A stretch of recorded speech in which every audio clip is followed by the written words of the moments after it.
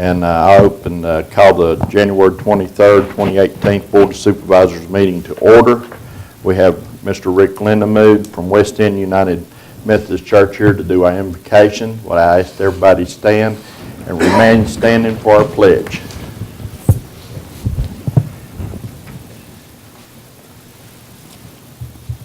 Let us pray. Almighty God, our Heavenly Father, we come to you with thanksgiving that you have put us in this time and this place to live, and we pray, God, your grace and blessings upon this meeting and those who would lead and govern Wythe County, and we ask for wisdom and guidance in decisions made this morning that would affect the lives of the people of Wythe County and affect the future of this county. Lord, we know your will is to bless and to bring growth and progress. We pray for that today. And again, may your holy presence be felt and be known in all the things taught, the things said, decisions made that are made. And we'll give you all glory and praise and honor in the name of Jesus Christ, in whose name we pray. Amen. Amen. I pledge allegiance to the flag of the United States of America and to the republic for which it stands, one nation, under God, indivisible, with liberty and justice for all. Again, welcome everyone this morning. We're going to our agenda, citizens time. I don't have the clipboard. Did anybody sign up for citizens time? Oh, do have the clipboard. Ms. Myers. Yes. I was wondering, did you guys get the superintendent search survey from the school? Anyway, I picked them up this morning. I did. You got it? So, you got one? I hadn't read my. Because this is kind of important to do. And, oh, good. Anyway, so I thought that this might be a little bit interesting, and I hope you guys can give them some input. So we have a real person at the job, a conservative person, somebody that doesn't have an ego the size of Texas and can work within the county. Thank you. Thank you, Ms. Myers. Anybody else like to speak during citizens time? Hearing none, I'll close citizens time. Move on into agenda, payment of invoices. Entertain a motion to pay the invoices. Mr. Chairman, I'll make that motion. Do I have a second? Second. Have a motion second to pay the invoices. Any invoice any board member would like to pull out or discuss? Hearing none, we'll do a roll call vote. Mr. Ball? Aye. Aye. The chair votes aye. Motion passes 6 with 1 absent. Next item on the agenda is the minutes of the previous meeting of January the 9th and January the 17th, 2018. Entertain a motion to approve. So moved. Have a second. Second. Have a motion and a second. Any corrections or changes need to be made to the minutes? Under the minutes for the work session, she doesn't reflect that Doug Hughes was here. Okay. Does we amend the motion to change the minute with Mr. Hughes being present? That's fine. Second? Second. Okay. Any other corrections or changes? Hear none, we'll do a roll call vote. Mr. Horny? Aye. Aye. Aye. Aye. And the chair votes aye. Move into old business. 2018 rules of procedure. Hope everybody got a chance to read the corrections and the additions that we made. And I'll entertain a motion to approve the rules of procedure for 2018. So moved. Have a second. Second. Have a motion and a second. Any discussion? Mr. Chair, I'd ask that either you or Mr. Baird just proffer for the public the changes that we did make. Mr. Burr? Yeah, the primary changes were we added the remote participation in board meetings for section 5.3. to indicate compliance with the code and with the electronic meeting policy that you all have added. We also have made the change in 6.10, removing the one sentence about will not be voted on upon that meeting for the financial matters. Well, basically, if they presented it beforehand, it's come to the county administrator and it's recommended, or it comes to the board at that time, they can take action on it. So that sentence was removed. Ms. Collins, was there any other?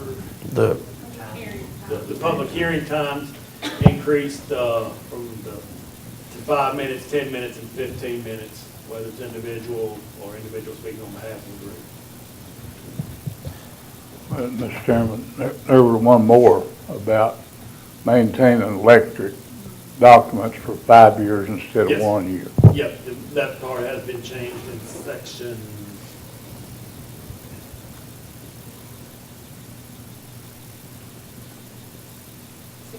6.8, yeah. Okay. Any other comments? Any questions? Hear none, we'll do a roll call vote. Mr. Balt? Aye.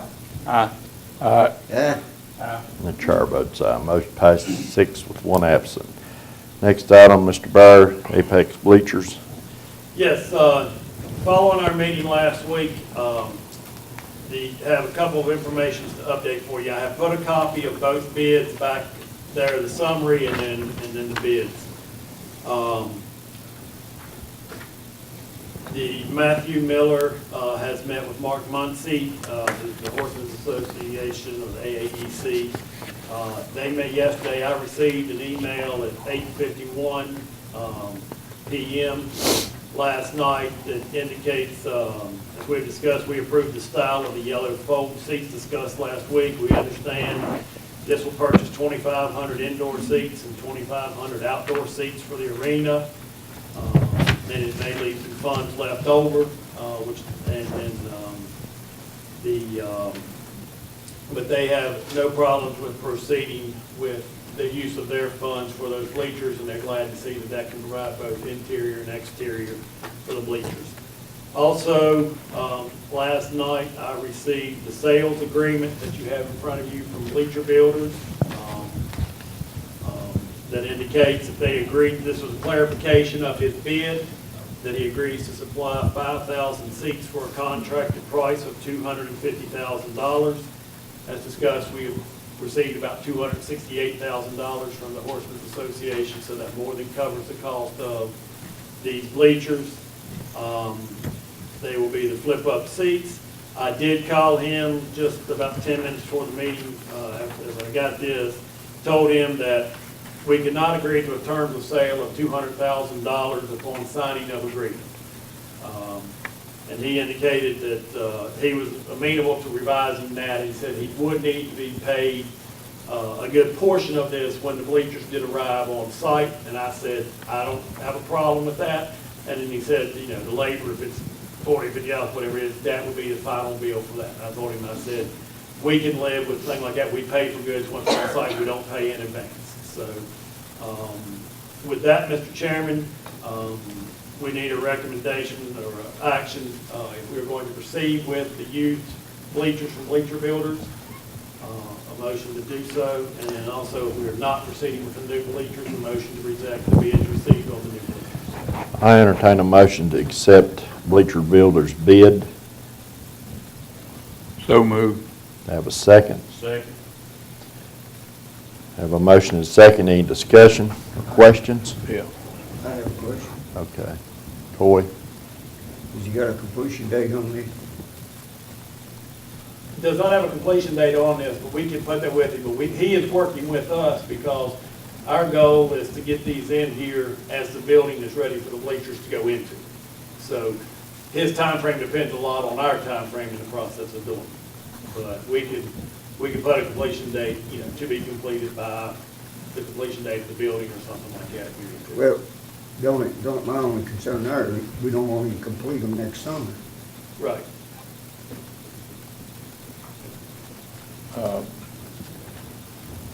Can you, first question, we got a lot of different things in this package right here. The only thing that we talked about, and I hope we're proposing right now, is that you're gonna write him a compliance purchase order to do certain things, and you can put what Coy wants in there.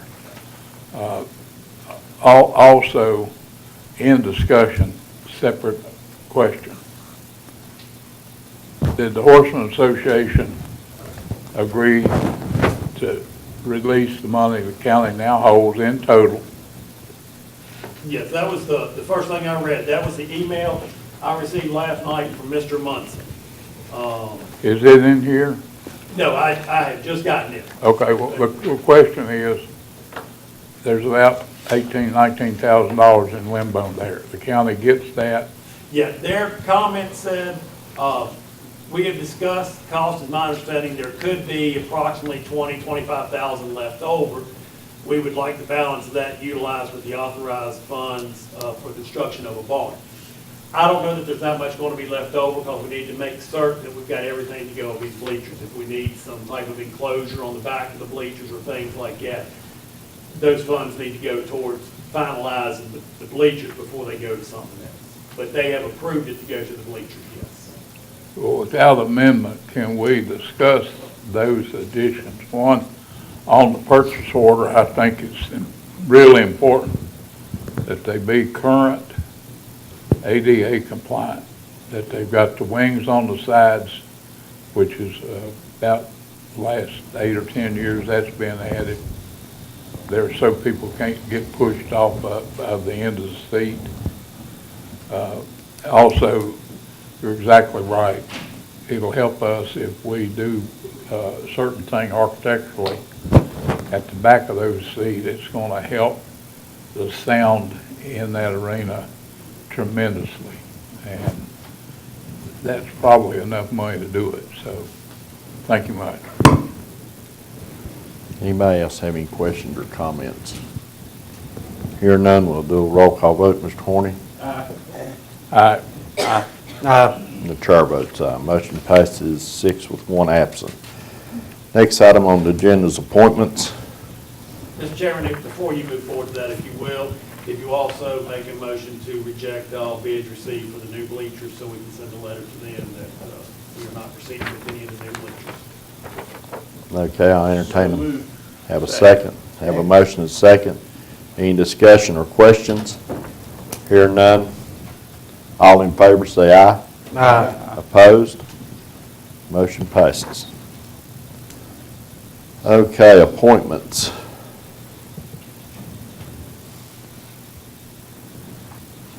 Mr. Chair, I have an appointment for the Wythe Grayson Regional Library Board. Judy Buck in the retreat has agreed to serve. She'll be replacing Miss Rose Lester, who is uneligible to serve again due to term limits. Okay, do I have a second? Ms. Buck? Second. Have a motion and second. Any discussion or questions? Hearing none, all in favor say aye. Aye. Opposed? Motion passes. Mr. Chairman, I've got, Ms. Trina Leedy has agreed to serve on the Rescue Squad Board of Directors. And that's for Wythe County? Yes. Okay, do I have a second? Second. Any questions or discussion? Hearing none, all in favor say aye. Aye. Opposed? Motion so passes. And I also have Miss Emily Darlington has agreed to serve on the Recreation Commission for West Wytheville. Do I have a second? Second. Have a motion second. Any discussion or questions? Hearing none, all in favor say aye. Aye. Opposed? Motion passes. Any more?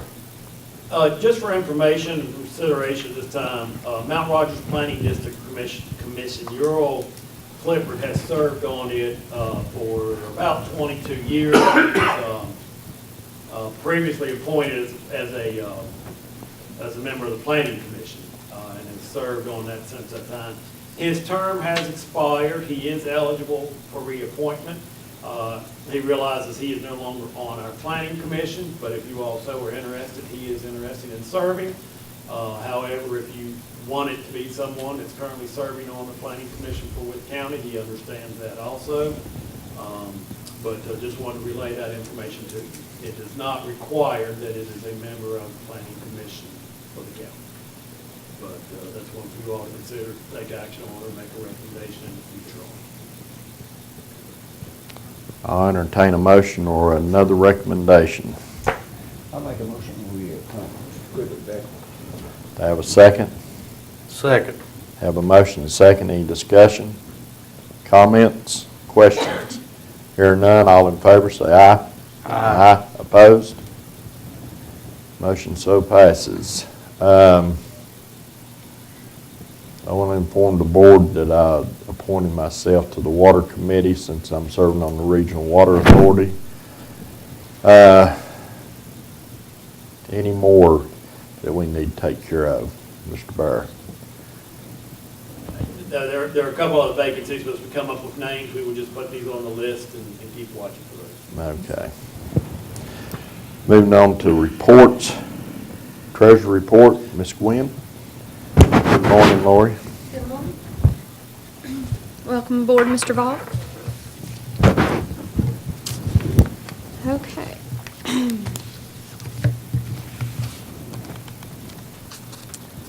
Okay, from your financial report that you received in your board packet, through the end of December, the consolidated account contains a balance of $67,186,309. And the general fund has a balance of $41,404,524. Normally, December reflects the end of our tax collection. However, with our due date being the 29th, idealistically, this report would have covered that, but we were behind on mail, so we were able to we were out on Monday and Tuesday after New Year's, or there at New Year's. So it took us about a week after that before we got through all the mail to get caught up through payments that had come in that were postmarked through December 29th. So when you receive your January report, that's going to more accurately reflect our tax collections up through the due date, because we were backing all those payments up to the 29th.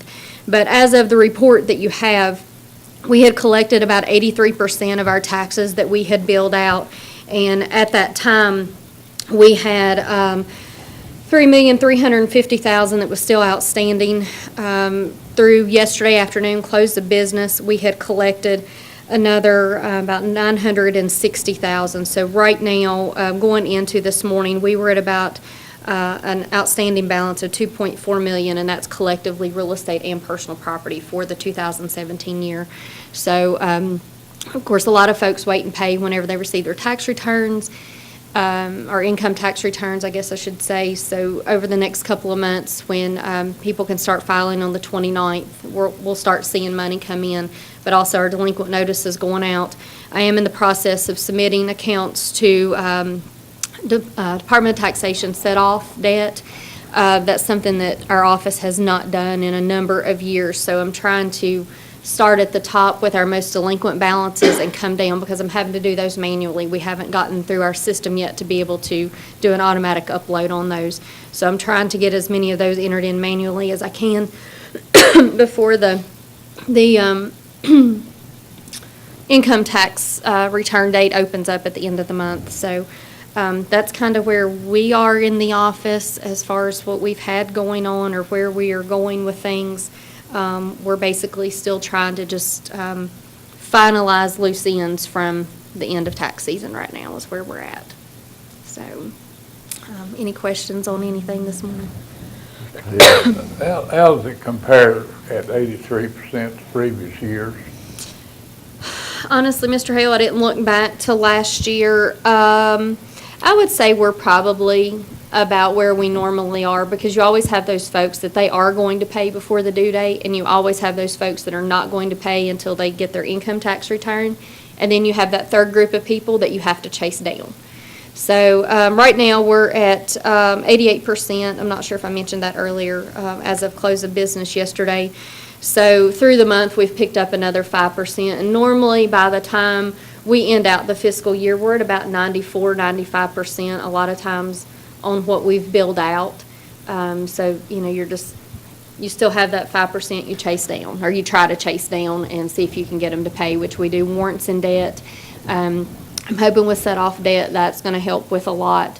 Our DMV stops we were unable to do last year, so that kind of hindered us on the 2016 collections, but I had spoken with Mr. Southers yesterday, and my intention is we have to get those on this year. So I asked him if he would please look into what needed to be done to make sure that through Tyler, we can do that upload to DMV and get those stops on, because that helps a lot too. Just really a rough number, within a few million. How many people have not paid their taxes on that long time delinquent list? I mean, what's the dollar value?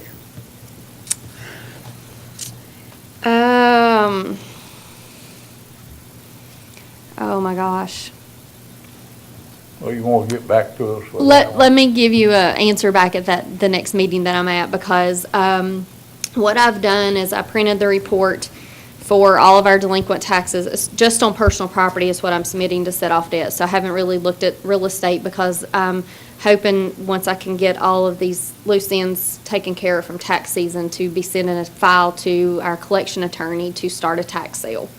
So it takes about a year for that, so we've got to be getting that done. On personal property, my report for balances, my highest balance on delinquent personal property started at about, I want to say about 22,000. It was 2,000 and some pages. That gives me every account that is delinquent, from the highest balance due to the lowest balance due. But that's just on vehicles. That's just on personal property, which it wouldn't include just vehicles. That's going to be other things that bill out on personal property, like your machine and tools tax, your merchant's capital, those things like that bill out on personal property as well. So that's going to be mobile homes bill out on personal property, so that's going to be everything outside of real estate. But let me get back to you on a number, because haven't pulled all of the reports, but I'll give you a number at the next meeting and let you know exactly where we're at on what's outstanding. One more tough question. Sure. Roughly, at the end of most years, how much do we collect on penalties? And does that show up as money earned from penalties? Okay, what do you mean is money earned from penalties? Well, people that don't pay on time, they automatically Right, they buy get- the they're penalty, assessed a penalty. And then after that, they pay interest. The penalties are not factored into the tax collection. So the collection numbers are just on tax. Penalties is above and beyond, as is the interest. So, like for December, here. Yeah, just for the fiscal year through the end of December, we had only collected about 16,000 in penalties, but a lot of that's picking up because we have a lot of people, of course, coming in now and paying. And then you catch them on those back years as well. And we had a lady yesterday pitched a fit because she came in to pay her 2017 taxes, and there was a 2005 bill still outstanding for her. So she raked my person over the coals, and when it was said and done, she paid. The reason I wanted to go there, if that number is good enough, I'd like your opinion back to the board, if we can afford to go after these people and collect those, because really I believe that everybody ought to pay taxes if any of us pay taxes. A lot of our higher amounts on our delinquent personal property especially are businesses. And they're ones that have gone out of business and have been out of business for a number of years. We have judgments against them. But until that owner does something, that there's a search, that they go back through the court to see if there's any judgments, a lot of that hangs out there. But there's some large amounts that are business-related taxes. Is there any possibility that with any other warrant debt, that you can go to threatening and even carrying out seizure on whoever's responsible? Well, the thing with seizure is once the property has transferred to a new owner, if that delinquent owner has sold you property they had in their business, you can you can seize the property from the next owner. It makes it difficult if you've then in turn around and sold the business to Mr. Vault, for example, and he's now the owner of that property. He had no idea that two people up the line still owed taxes on that But there's no equipment. vehicle to follow the money. Is there what? The debt was owned by the person that sold it. Right. So is there no vehicle to follow the money? Keep going after him because he ended up a residue of a sale. Right. And he owed taxes to the king. How do you collect it? Well, and that's another thing that I'm working on. You know, I've gone through my training stuff, but that's something that I want to dig deeper on because the first probably 10 pages of our delinquent report are strictly business taxes, business-related taxes where, you know, they've packed up, sold, and never paid. And again, most of these foreclosure sales, if it's sold in a foreclosure, that it's in the foreclosure documents that they're responsible for any back taxes or any liens against the property. Yeah, we've had a few that have managed to get around that, though. How do they get around that? Starving attorneys, sorry. He's not starving. So, Ms. Gwen, just real quick, you said that last year that the county was not able to do the DMV stops. no, when our stops normally go on is in early May, and we were in our transition from old system to new system at the time. And it took us, it was about middle of April before we went live. It took us till the first part of May just to get all of our transactions caught up that we were putting in on the old system till we could go live. And I worked with our IT person, but we were so just overwhelmed with everything, we weren't able to get them on. So I am looking at putting some manual stops on people. They're really going to get double hit, but they'll just have to get double hit. If we can get those on now, and then I'm hoping by May to put 2017 on, because we have some people that they don't have tax for 2017, but you've got to catch them some way. So, and you can put them on specifically the owner and not just the vehicle. So any vehicle they have, you can catch them on that. But, again, we're trying to get uncovered from the end of the year. So once we do that, I'm hoping I can get my staff on that. And the stops are a big revenue for us. Of course, right now, the fee is now $30. The county gets $5 of that. DMV gets $25. I don't really know that that's fair, but, and it may be something that, you know, I don't feel like our $5 fee is really sufficient, but that's something I want to look more into because, even Mr. Vault, going into your financial report, on the stop fees, we always budget 25,000, and we're, of course, definitely not anywhere close to that amount. And I'm not even seeing it right off. I don't think we've even collected $5,000 for the year. It was more like 2,000, best I remember, on our part, or, you know, on the fees in general. Yeah, page 5, to date, we've collected $2,000, so that's only 5% of our budget. And we normally collect about 25, which includes the DMV side of it.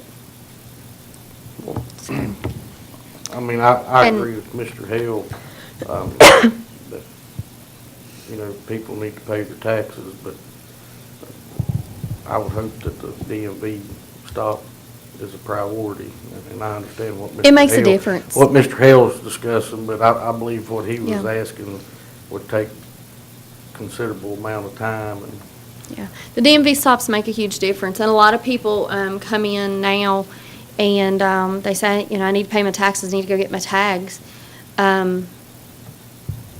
We don't mention anything otherwise. We did have a guy last week came in to, he thought he was going to pay his 17 in order to get his tags. When my person pulled up his taxes, he owed taxes back to, I think it was 2012 coming forward. So we were able, just because he thought, you know, he had a stop on him, we were able to collect those, which we didn't have an old one on him, but he came in, so that, that was luck. So you will be getting caught up on all that. Gosh, I hope. How's everything working with the system now? Going pretty good. I've been working with Finance Department and Mr. Southers on some things we're trying to get ironed out. Right now, I'm trying to work through refunds on taxes where people have overpaid. The escrows this year, I don't know what their problem was, but some accounts, they sent in way too much money, or they didn't send in enough. I don't even know if half of our escrow accounts, they paid exactly what they were supposed to pay. So now we're trying to get everything together to send them a list of, these are the folks you short paid, then send them a check for the people they overpaid, but then also, a lot of individuals, even though our bills note that their account's paid by escrow, they still pay the tax. And so that was one thing that I realized we need to look at trying to do something differently on our system, because when we go into our payment system, there's nothing there that tells us that account is on escrow to not accept that payment. So, there's things that have come up that we now know we need to do differently coming into 2018. But we're trying to get through the refunds and things like that. I've been working on those the last 2 business days, but we're in a training session these 3 days starting today, so that's going to kind of deviate me from that right now. So, but we're trying to get there, and I'm still trying to get to the point that I feel like I can have the opportunity to hire an employee, because we've been one short for months, but we're going to get there. We're going to get there. Okay. So. Anybody else have any questions? And one additional comment, thank you for your recognition of Ms. Repass at the last day meeting, and her watch was gorgeous. She opened it, she came to our office after she left here, and she opened it, and it was beautiful. But thank you all for recognizing her and the lifetime that she put in here for us. But thank you. Thank you, Lori. Anything else? Okay, thank you. Ms. Barker, Commissioner of Revenue. Faye, how are you this morning? Fine, how are y'all?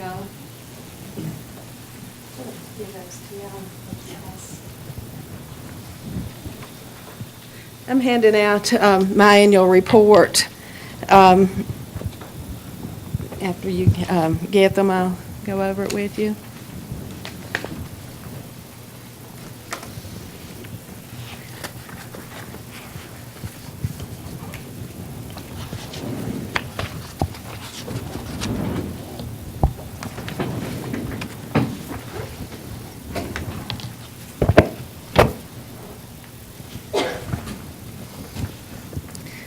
Okay. As you can see, the real estate went up on an average of 2.56% for the year. Part of it was reassessment, part of it's new construction. The personal property went up 4.46%, and I think that is due to the new computer system. It found more vehicles, and it was able to download more vehicles than what we'd been doing in the past. The machinery and tools is up a little bit, 1.01%. Mobile homes is down 44.48%, because during the past 2 reassessments, the mobile homes had never been changed. The values had been left the same. And with this last reassessment, they got them back down to where they should be, because some of the old mobile homes were valued at $20,000, and they're not worth $500 probably, some of them. So that's down. Merchants Capital is down because we've lost Kmart and a couple of other businesses that would have had Merchants Capital. Public service is up 13.5%. That's due to the new APCO line, and that will be up probably even more next year when it all goes online. So the total is, overall, we've gone up 3.25% for the year.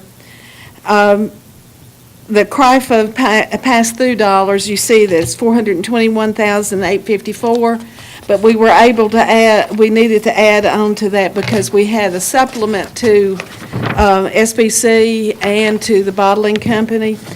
through the help of Corbin Stone, we were able to supplement them back, and we came up with $116,730 tax dollars on the bottling group. A value of $7,782,000 was added back to the books. We did a supplement on that. And $1,601,450 to SVC, which, with a dollar of amount of $24,021.75. The rest of it, I think, is self-explanatory. Any questions? Any of the board have any questions? I've got a couple. Okay. Mr. Hale? Since we got a good turnout here from law enforcement, let's go back to plastic tags, which you're all tired of hearing of. My explanation of that is the same thing. The bums are not paying any taxes. No, they're not. And I've heard all the arguments. The judge won't do anything. And the state police won't give them a ticket for Well, running them. You know, in one county, they are. They're doing it in Floyd County, and it's working. One state trooper. I talked to the state police, and the state police said it's not worth their time because the judge just throws it out when they get Well, there. let's discuss that with the sheriff here. Okay. If they write a ticket, they have to come to court, or they have to buy the tags. Well, if the judge throws it out, they've had the inconvenience of have to come to general district court. If he throws it out, do they pay sheriff any court Oh, costs? I don't know. Well, it's purely an inconvenience that they show up at court or make some arrangements with a hungry attorney to show up for them and get it waived.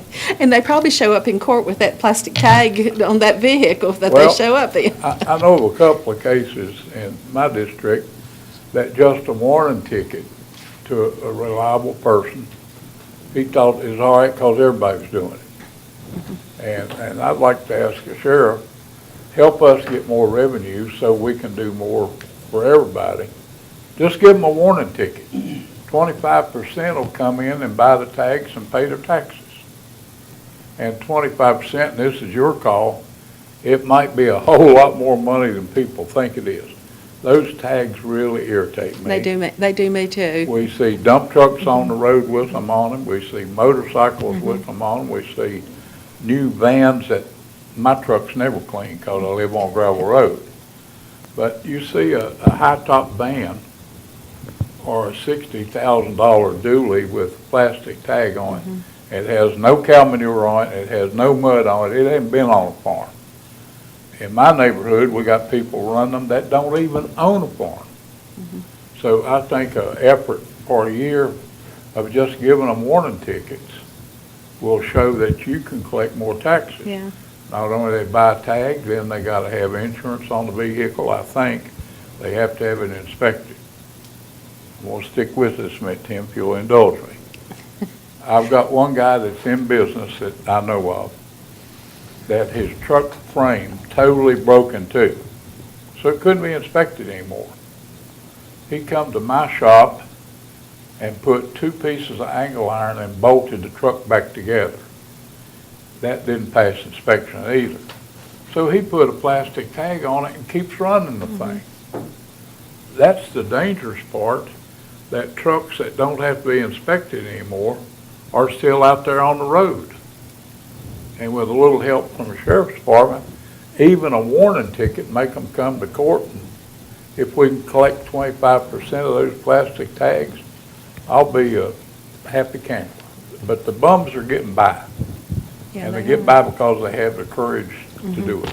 No enforcement. But it tells them what they can do. They can't go out to eat, they can't do anything. But That's they drive. what the little tripod says, but that's not what we see in the parking lot of Oh, I know. Walmart every day. And they drive them to school, they drive them everywhere, and it's just, I know, Maybe the resource officers would be a good thing. yeah. If they just give them a ticket while they're out there with the kids. Anything to give them a little bit of fear and show the flag a little bit that we're going to enforce it. There's a tripod given out at TMB that tells you what you can and Yeah. can't do. And none of the stuff that's going on is in that tripole is legal.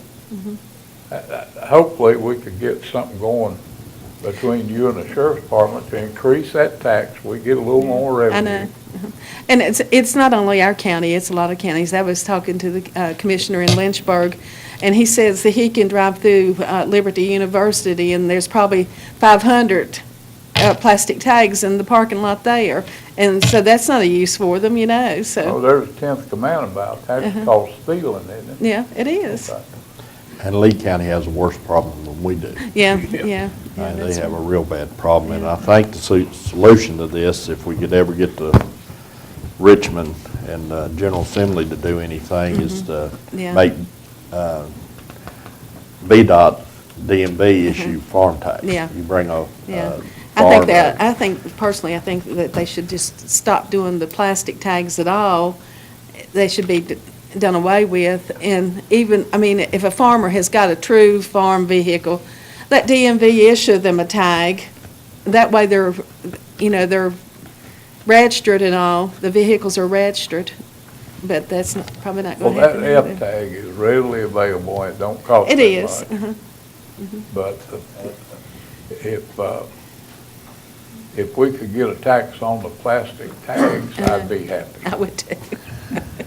Any other questions? You got one on it. They're sitting down there, when they're sitting down there at Tractor Supply on the shelf, you're taxing them as merchant capital. Well, and to follow up, I know Mr. Hales preached that for several years. Mr.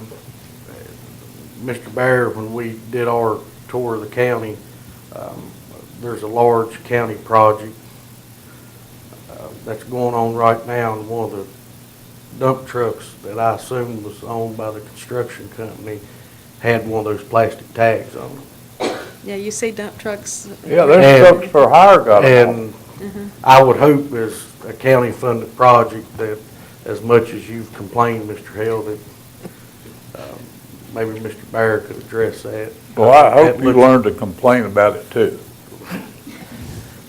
I'm with you, I just don't know the solution.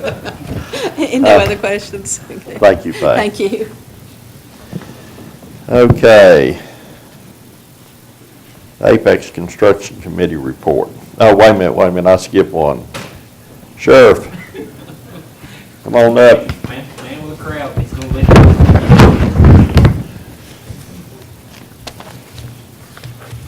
I've got the trash report for May till December, when we started the full-time person to do trash pickup. By December, they picked up 168,870 pounds of trash, and for the month of December alone, they picked up 17,000, and so far in January, they picked up 8,000, but we did have a little glitch with the trash crew. Erickson's been picking up trash Monday through Thursday, and Friday, Pulaski came and got our trash pickup crew because they knew that they weren't working. And sometime Friday, they were picking up trash, and I guess the truck driver got a little zealous when he was going around the curve, threw all the trustees off, and they're in the hospital. So we're waiting to either get a new, supposedly going to get out tomorrow and be released back to work. But we're trying to get a replacement crew now so we don't have to miss too many more days. We've also got our naloxone grant. The stuff for that's here, and the stuff for the defibrillators are here on the Wythe land grant. And we're going to be doing training on that in the next couple of weeks, and those things will be deployed out to the cars. And that's about all I have, unless you want to discuss our other issue now. Well, we'll take it up maybe in a minute, but Foster Falls Road, you know, I've had complaints on that. Coy's had complaints. Brian's had complaints.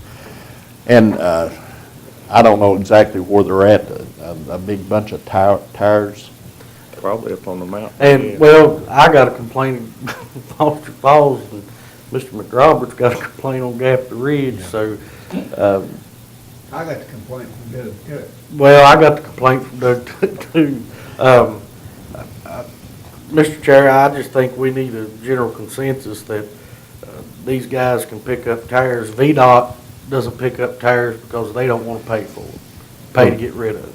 I'm gonna ask the county administrator for this solution. Can we use the water department's dump truck, get these tires up, and just stack them down at the county shop? We're going to stack them somewhere, one of our locations, one of our buildings, or look at getting a trailer and put them in the trailer and hold the trailer. If somebody can give us a trailer, and then when it's full, send it off at that point in time. We need to work the sheriff's office in Arlen and the cameras and try to get the individuals that are doing this in these locations, because it's more than likely either local young entrepreneurs that are taking the tires from a garage or somewhere or another, and then they're taking them up on the mountain and discharging them for a small fee to that company. So, you know, we can come up with some solution along those lines, and, you know, we do the tire pickup, and this would just be one of those where we can try to get a trailer, put them in, and do it that way. But we've got to discourage the people that are dumping in those areas. We've got to try to find out where those are coming from. Yeah, I was gonna request, you know, once we get this, even before, we could put a camera where they're dumping these tires and stuff. Yeah, if you know the spots, if they'll just let us know, we've got plenty of cameras that we can put on. I think we got a half a dozen of those cameras. That we can catch these people throwing these tires over the banks and stuff, which I don't understand. I mean, unless they're companies, I mean, you can go to the centers and discard 4 tires. I mean, every vehicle, you got a year. One of the problems we've had with that is if you get to go clean up one of those trash holes, like down on the side of a mountain or something, it's off the right of way, and we can't use any VDOT money to pay for the pickup. It's going to be all on us.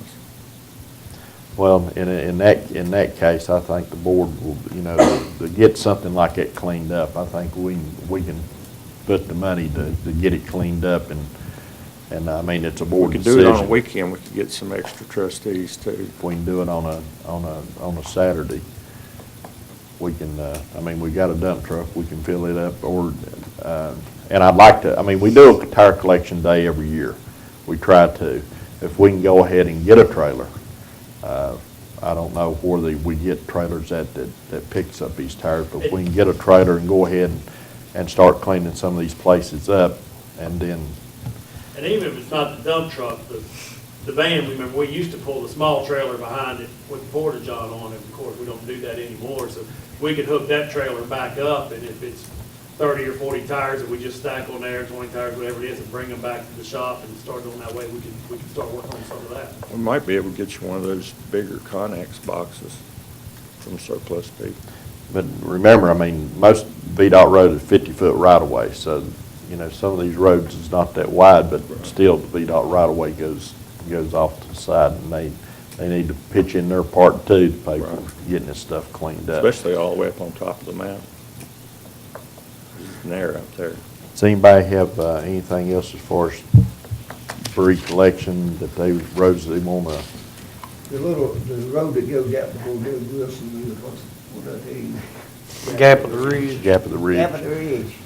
Yeah, there's probably 100 tires over it in the creek.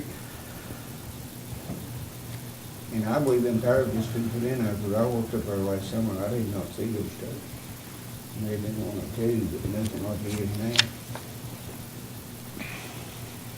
Now, some of those that's not too big, the little trailer would work. You know, we could load them up on that. If they wanted to start carrying it, the trailer with them beside them, if they see one of those spots, they could run down there. I mean, they could schedule a time to get. Last time we cleaned out one of those spots like that, though, it was, by the time they got digging down in there, it was refrigerators and dead animals, and, I mean, it was everything. They probably needed a dump truck to haul all that off. So let's work with the Sheriff's Department, Mr. Byrne, see if we can't get some of these places cleaned up and the cameras put out and catch some of these people. dumping this trash over the banks and stuff. We'll try to find the ones you're talking about and see if we can't get some cameras on. Okay, don't leave, just stay where you at. Okay, I'm gonna go out of the agenda a little bit here and go into the budget committee, and bypass the construction committee report at this time, if no board members have any objection, while the sheriff is up here. I know trying to find it here.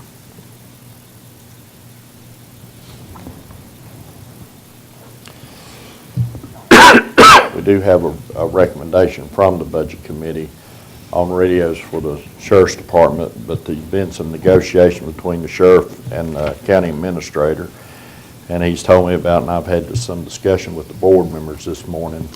Mr. Byer, you want to go ahead and give your recommendation, and what you and the sheriff, and we'll discuss it while the sheriff is here.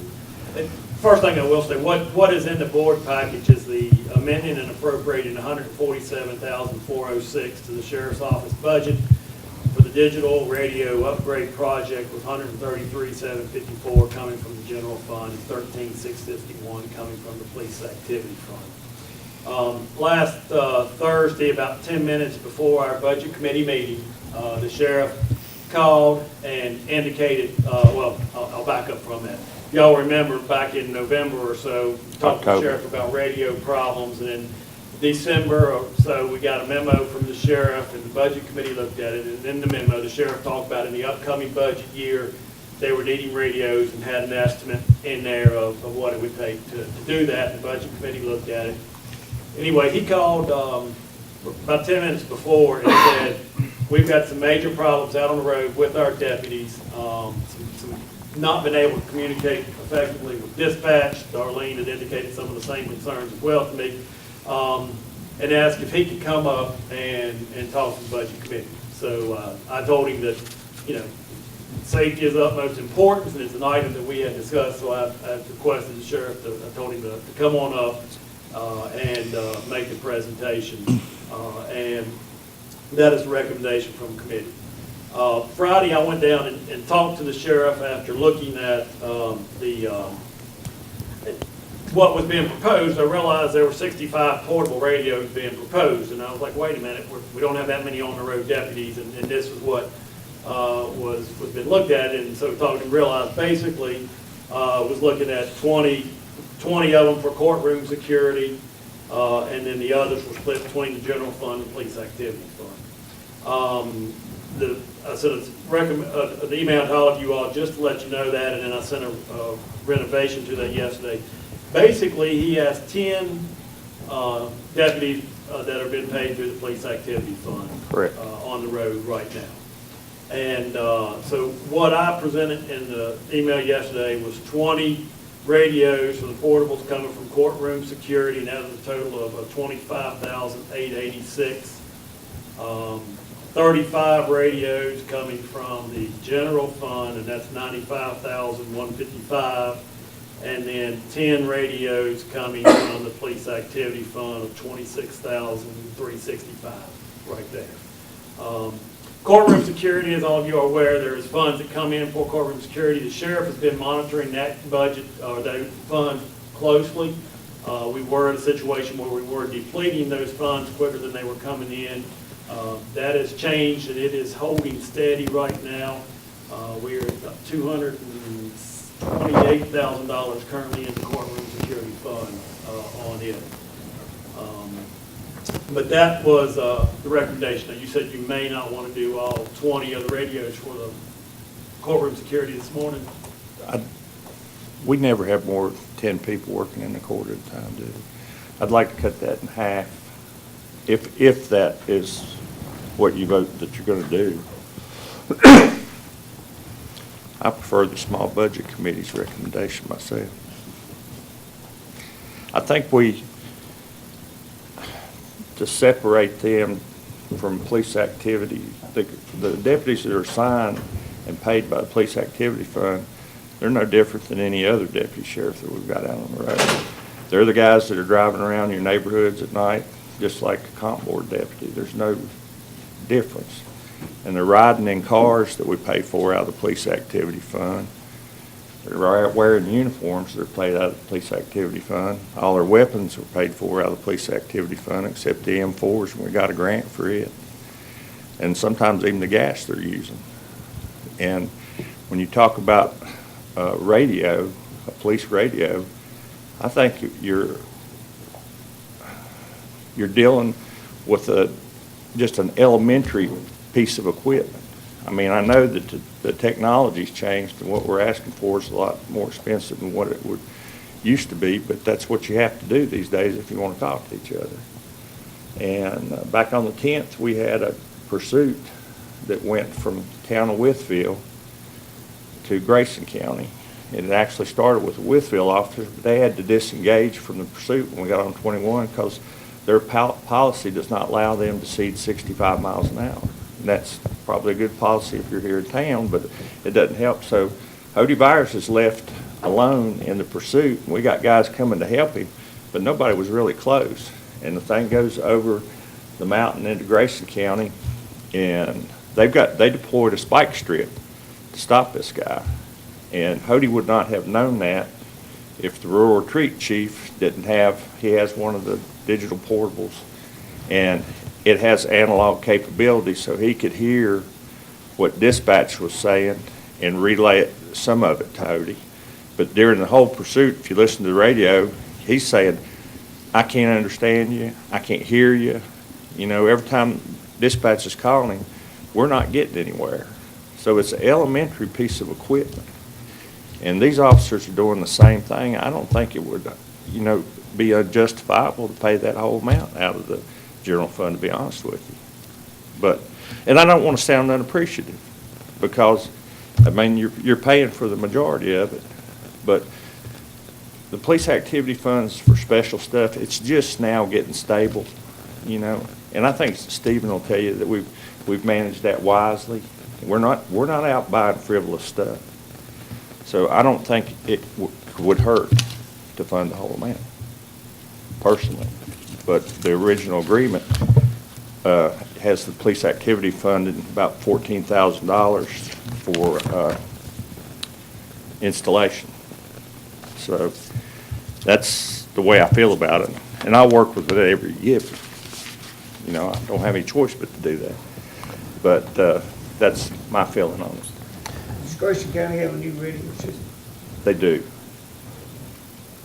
And they don't have no more near the traffic tickets Wythe County do? No, they write very little.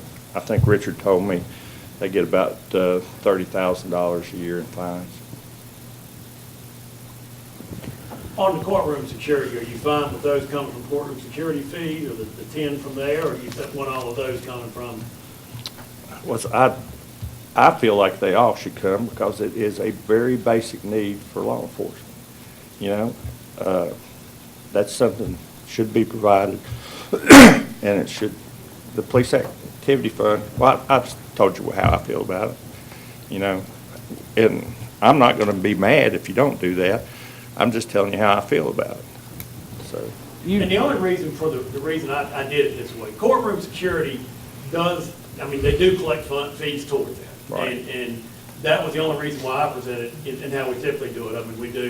We pay employees out of there, we pay the uniforms and stuff like that, and those are eligible costs to put towards. Right. It. You can actually do that, and that wouldn't be.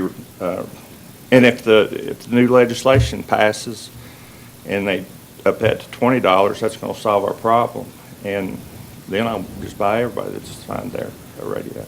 Sheriff, you told us in the budget committee that y'all put in for grants, several grants for the radio system. You put in for one through the Wythe Bland Foundation, and it was denied. Right.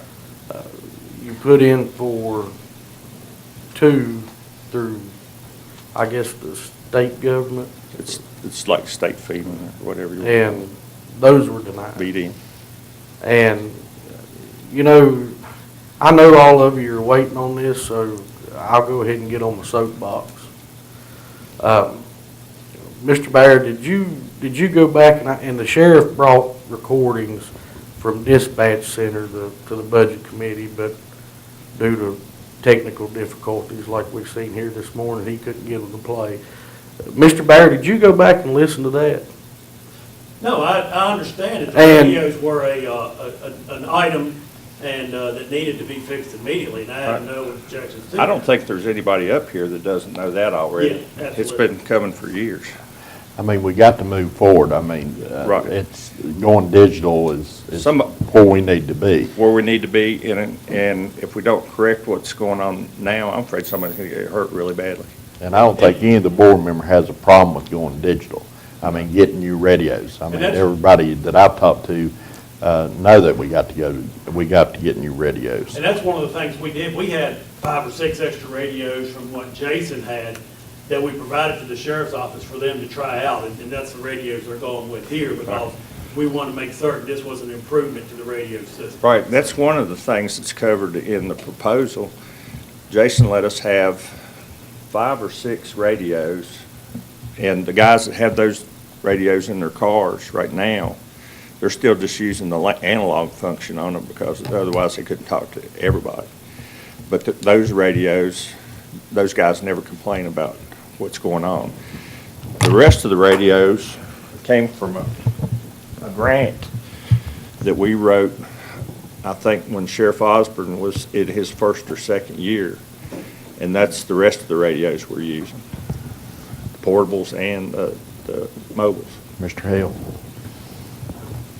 I need a little bit more information. I'm for all the deputies having a radio, because with shift changes and somebody being on one end of the county and somebody needs help, they can, I think, can talk direct to each other if they got that right, if you get the new ones.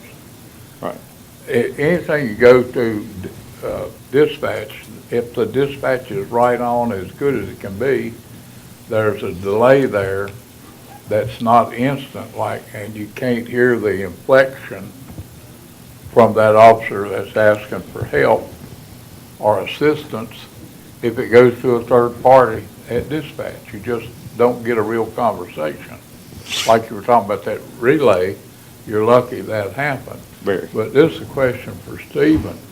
Does this dovetail in, or are we on board for upping the towers? Are we still talking about the towers, or are Now, we these really? radios all go in with that because this gives them the ability for digital or analog with the radios, P25 compliant.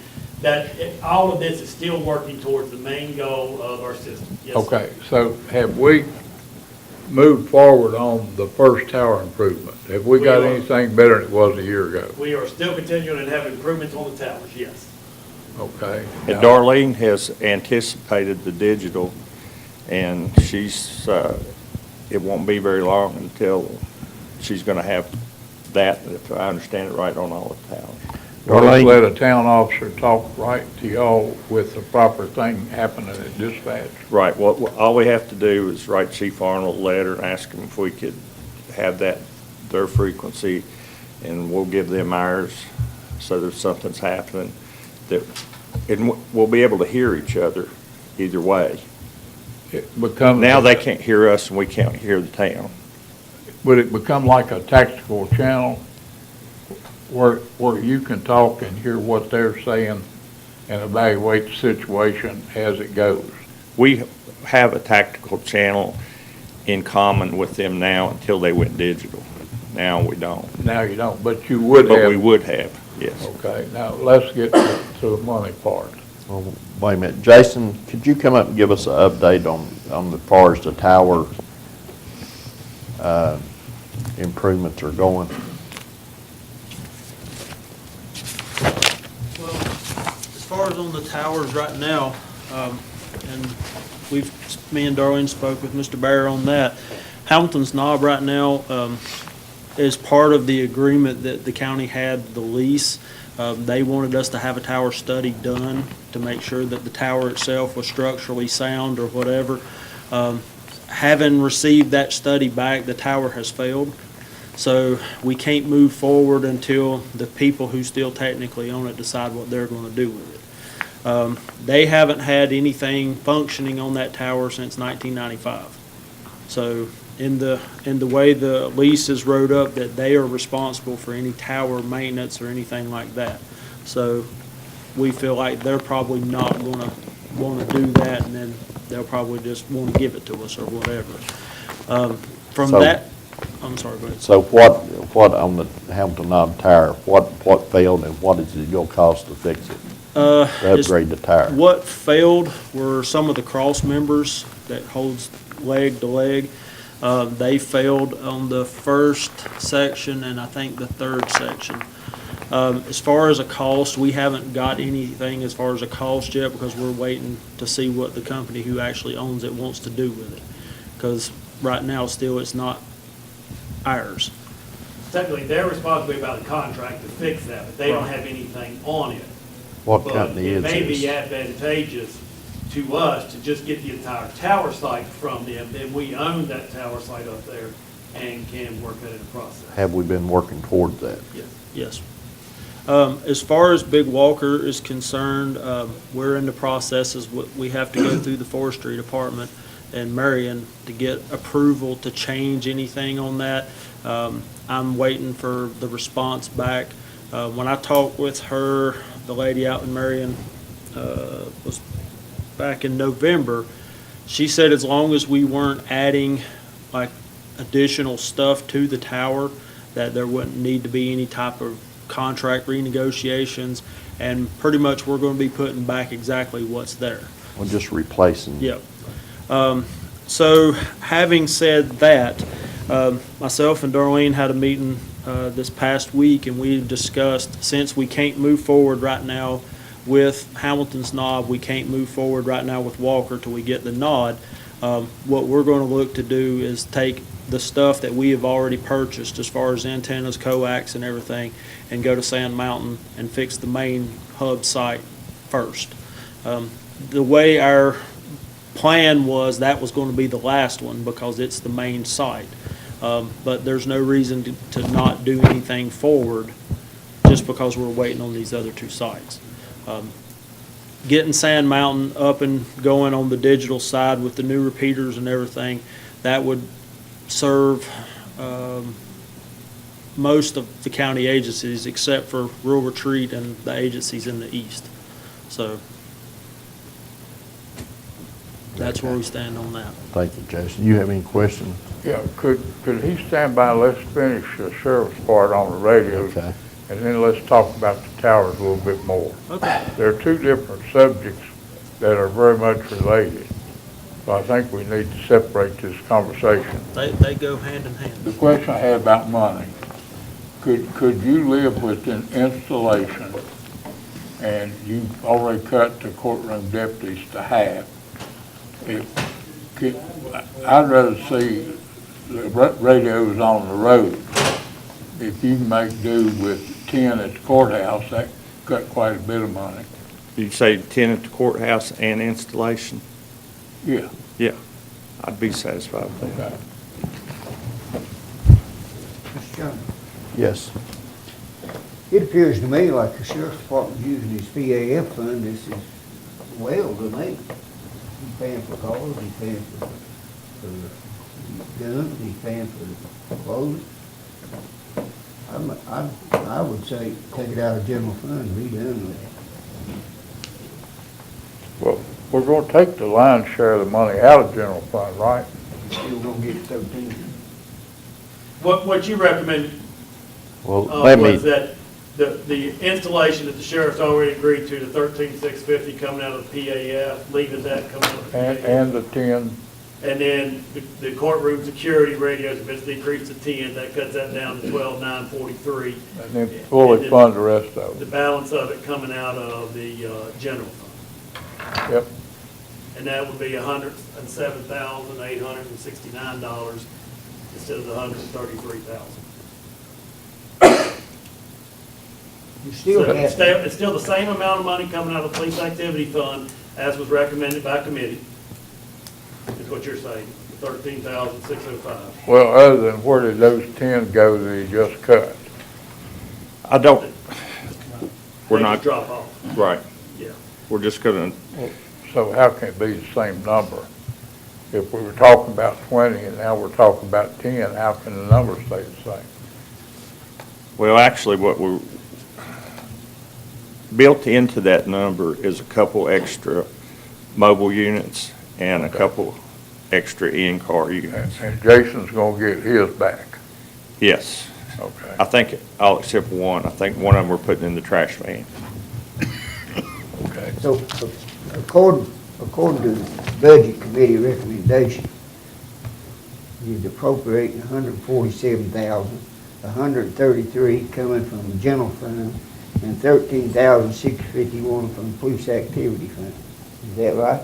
That was the committee's recommendation, and that was including buying 20 radios for courtroom security. Yes. But now you're buying 10. If we drop that down to 10 radios, the total amount being appropriated would be $134,462. With $12,943 from courtroom security, the $13,651 from police activity fund, and the balance from the general fund of $107,869. Satisfied? Well, I like the small budget committee's recommendation better, but, you know, if that's what you give me to work with, I'd be appreciative of it. Well, Handle- I'm forgiving you all of it myself. I like that idea. we went back and forth now. I don't know if we're buying radios, cars, but I think what Mr. McRoberts said is that he agrees with the county buying the radios out of the general fund and the sheriff's office paying for the installation and programming out of the police activity fund. Yeah. And that's, I agree with Mr. McRoberts, and I'll amend the motion from the Budget Committee to reflect that the cost of the radios come out of the general fund with the sheriff paying for the installation and programming. And not any money coming out of the courtroom security. Or the for police their radio, activity fund. Or the police activity fund for any radios. Okay, I have amended motion. Do I have a second? I'll second that. Okay, I have a motion second. Now, is there any more discussion on it? Clarification there, just so I understand the numbers here. 100% coming out of the general fund, or? For the cost of the radios, with instead of the 20 courtroom security radios, 10 10. courtroom security. And then the same, what was recommended, the $13,650 for the installation that was already recommended by the PAF. Yeah. Coming out of the PAF. Unclear? Are each of these units mobile? Can you take them out of the car and carry them to a house, or you got it just in the car? Each deputy has a mounted car radio. They're always the stronger of the two, and then they have a portable radio that they wear on their belts. So they're They have really getting 2 levels of protection. Right, They can communicate if they're 150 yards from a car at a house. correct. Okay. Okay, now, there's no more questions or comments. We'll do a roll call vote. Mr. Horny? And the chair votes aye. Thank you very much. Now, moving back, well, let's just take up the rest of the Budget Committee while we're in the Budget Committee, then we'll go to the Construction Committee. Item 1, the Budget Committee, Mr. Lester. Item 1 was payment to CRIPA in the amount of $110,893.50 for the Pepsi 2002-2001 tax revenue supplement of 2017 upon receipt of payment from Pepsi. Okay, come from committee, it doesn't need a second. Any questions or discussion? Hearing none, we'll do a roll call vote. Mr. Vaught? Aye. And the chair votes aye. Next item. payment of $1,525.50 to the Wythe Airport Commission for Wythe County's portion of the obstruction removal project, contingent upon the other localities' participation. Okay, again, come from committee, it doesn't need a second. Any questions or discussion? Hearing none, we'll do a roll call vote. Mr. Horny? No. Aye. Aye. The chair votes aye. Motion passes 5-1. Next item. Is acceptance of the Violence Against Women's Act program grant in the amount of $34,815. Matching funds of $9,896 are already budgeted for fiscal year 18. Okay, again, come from committee, it doesn't need a second. Any questions, discussion? Just clarification, Mr. Chairman. Mr. Baird, that project has shifted from the sheriff's office to the Commonwealth Attorney. Yes. So the paperwork, I assume, does it need to be amended, or? The paperwork, we were changing on top of the paperwork on the committee. It said the project director is the sheriff, the project director will be Mr. Jerry May. May. And so, yes, we've already talked to Mr. May about that and advised that we'll be changing that on the paperwork. Okay, thank you. Okay, any more questions or discussion? Hearing none, we'll do a roll call vote. Mr. Vaughn? Aye. Aye. Aye. And the chair votes aye. Anything else from the budget committee? Okay, we'll go back up to the Apex Construction Committee. Mr. Hale. Construction Committee met on January the 18th. Appalachian Regional Exposition Center Construction Committee met. Recommends proceeding with 2 Tobacco Commission grant applications.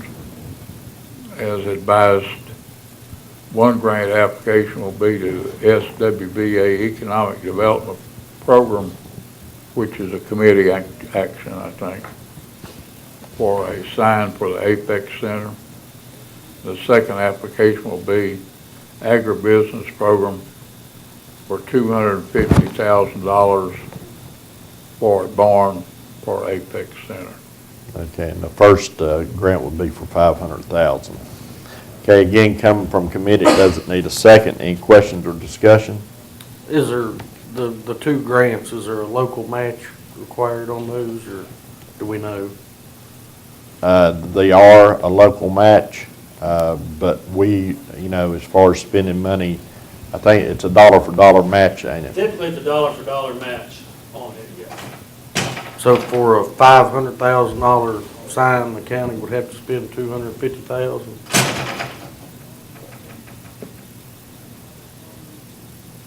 It'd have to be spending $500 if we applied for a grant for $500. $500. So it'd be $1 million total.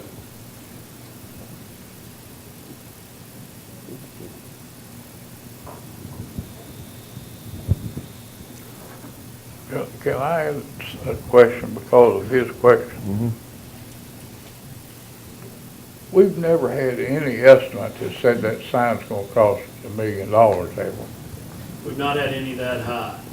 So I wonder why we're shooting so high. You don't have to spend it, but it's not good practice to not spend tobacco commission money. How'd that number just get there? Well, I come up with that number. Most of the time when we go to the Tobacco Commission, you come with one number, then if you get anything, most of the time it's about half of what you asked for. Well, you wanted some to cut, you wanted to play the game of cutting. Kind of, Okay. We don't intend to spend $1 million. no. Okay. And if we get if we get all the money, we don't have to spend all of that money. That, I mean, if we get the just- grant, it'll come back to the board before we use it. Yes. We can accept it. I mean, and whatever the sign costs, the rest of the money can be turned back into the Tobacco Commission that we don't use in the half. Okay. Does that answer y'all's question? I think Mr. Hale's question answered my question. Thank you, Mr. Hale. And I have to clarify, most of the time when you go to the Tobacco Commission, you're lucky if you get half of what you come back with. So that's why I put the number up there. And now as far as the agribusiness, we may get that or they may cut that, but it's not gonna cost, $500,000 to build a barn either, so, And this motion is merely just to apply for to the apply for the grant. Let's clarify also, since we've got companies, we're on record. We haven't had to pay matching money for any of the money we've gotten so far. No, We're still in the clear, but no actual money went to match that. and we Sometimes made, things like that get misunderstood. construction of the whole facility, this is part of the whole facility. And what we've already spent on the facility may, as far as our matching goes, may suffice with the tobacco commission, and the sign may not cost us nothing, we can get the whole 500,000, or very little. Good, thank you. Okay, is there any more questions? All in favor, say aye. Opposed? Motion passes.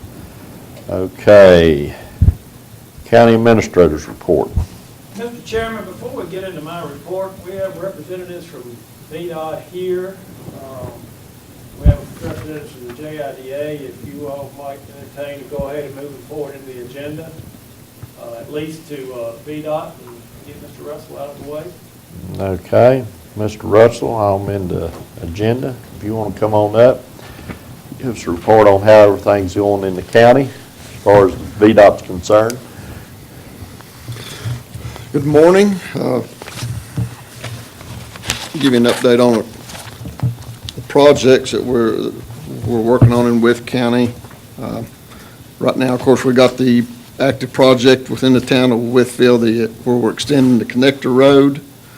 The estimated completion date for that is November 19th. The auxiliary lane project on I-77 at Fort Chiswell, the I-77-81 interchange, the projected date of completion for that is September 2018. And we're starting a project on Miller's Creek. It's a culvert replacement project. They're just now beginning that project.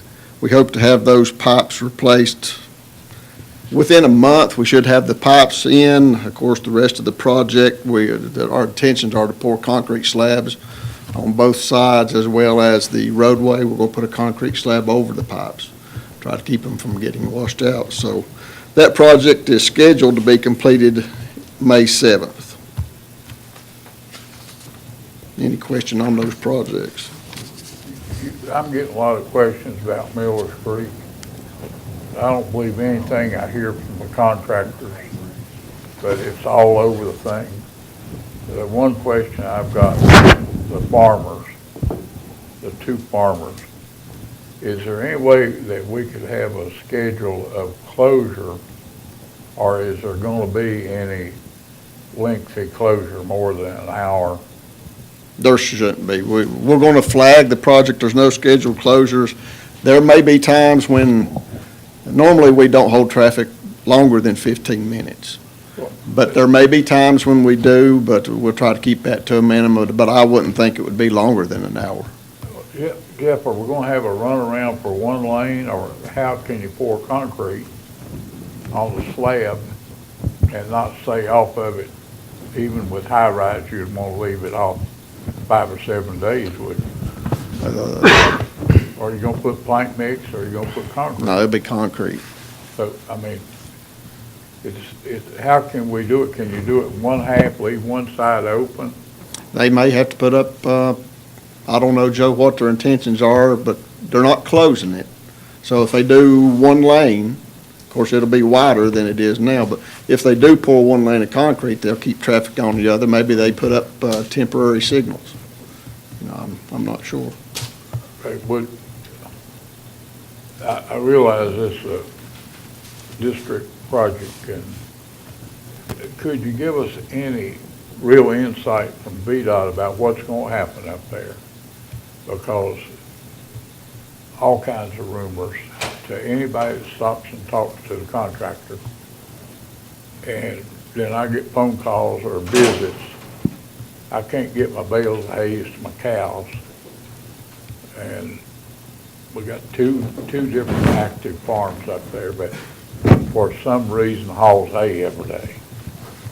If there's gonna be a delay, I need to advise them. I can check on, I'll to check with the stockpile some up there. contract manager and see if there's any, how they're going to address when they pour the concrete slab, but now, we don't expect closing the road. Like I said, we're gonna keep traffic going as often as we can.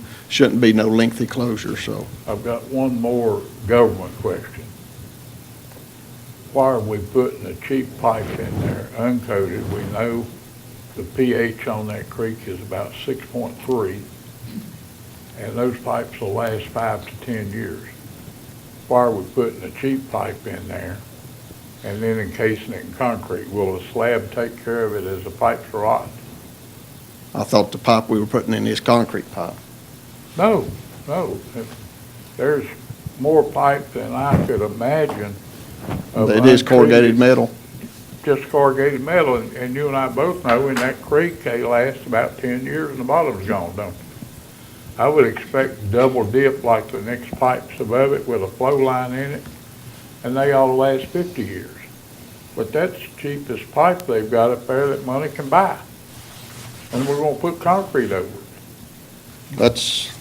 That's a bridge division's call, but I'll check on it. I thought it was concrete pipe Well, myself. let's ask one, when you're talking to the bridge division, since they normally divert water when they put the pipes in, can they pour a flow line in it and give the pipe a chance to last 20 years? I'll have to check on that. Another road matter that I'd like to ask you about, this is a safety issue. I know we're supposed to keep our eyes on the road, but I try to drive all the roads once a month. We've got a really edge rutting problem, and it's, you know what I'm talking about, right at the edge of the pavement on 52, and 52 is the most dangerous one, but 126 has got it. It's that water that runs off the pavement and erodes that ditch right at the edge of pavement. Super elevated curves start the problem, and they're quite a drop off. And then there's one that I asked Andy to look at. There's a big chug hole over there going into the Flying J that literally, if we turn a tractor and trailer over there in that intersection, Coy's gonna be real happy, but everybody else is not gonna be happy. It'll block that whole problem at 80 if a tractor trailer turns over in that chug hole. I think the crew went out there yesterday, dug that out, put gravel back in and have intentions of paving it a little wider, but I thought they worked on that yesterday. I was in Illinois yesterday, I didn't see it, so thank you. Mr. Russell, I'm asking, as far as the payment schedule in the county, who puts that forth? Who decides which roads are going to be paved? And If it's the primary routes and interstates, that's handled out of the district office. The secondary roads is handled at the residency office. okay. I want to request that Painter Hill Road be put on the paving schedule, because that, I know, you're talking about patching it and doing stuff, but that whole road through Ivanhoe needs to be paved. I mean, the asphalt's gone. I mean, I rode through it about a month ago, but Coy had mentioned I rode through it and checked it out, but it could use a repaving. yeah, bad. I think the reason it's in the shape it's in is the patching. The patching just comes up, it stays down about 6 months, and at the end of Well, the whole, I mean, you got holes everywhere. the asphalt's plumb wore out. You know, when I was a boy, you could ride our roller skates right down through the middle of it down. You never had to worry about running in a hole. But you couldn't ride a horse down through there now. We'll check on that. Okay. Jeff, what chance do we have of more funding from high traffic funding? Is it a gamble or? I think we have a good chance. I corresponded with them a little bit earlier about it, and I think there's a good opportunity to get more funds. Yeah, right now, it's an incompleted project, isn't it? If we have more funding, you're gonna go all the way to Mansion. Is that correct? It'll go about 3/4 more of a mile, which should be close to the mansion. And then, from then on, your intent is for it to fall into the 6-year plan as the schedule comes around to bring it on through to Red Hall Road? That's up to you all. If you want to continue using the high-volume roads, we'll keep applying as Well, as yeah, long because as that we don't can. hurt the rest of our roads. As long as you milk that money, let's keep that cow standing still and get it every year we can. Until they say no. That's what we're shooting for, and then the 6-year money that was appropriated to it, we can put that on other projects. Yes. Thank you. Mr. Russell, I know when you met with us back in December, you gave us a list of the roads that were listed to get paved or plant mix or whatever you want to call it. And we talked about it, and apparently I got home, didn't realize my copy was pretty much unreadable, but Mount Airy Road, I know it's on the list. Can you give me a date on that? I'm sure you understand, I've already had several calls about that road. As of last July, Mount Airy Road was scheduled to be funded in the year 2020. So that would be July of 2020. Is there any chance of getting that road moved up on the schedule? Because I'll just be honest with you, and maybe I've missed it, but riding around in my district, I don't see a lot of improvements on the roads. And I know there's one off of 11 that's scheduled to be paved, I believe, this year. Is it New Bethel? Yeah, we've got 2 sections of New Bethel that should be one of the first projects we start this year. High volume will help that.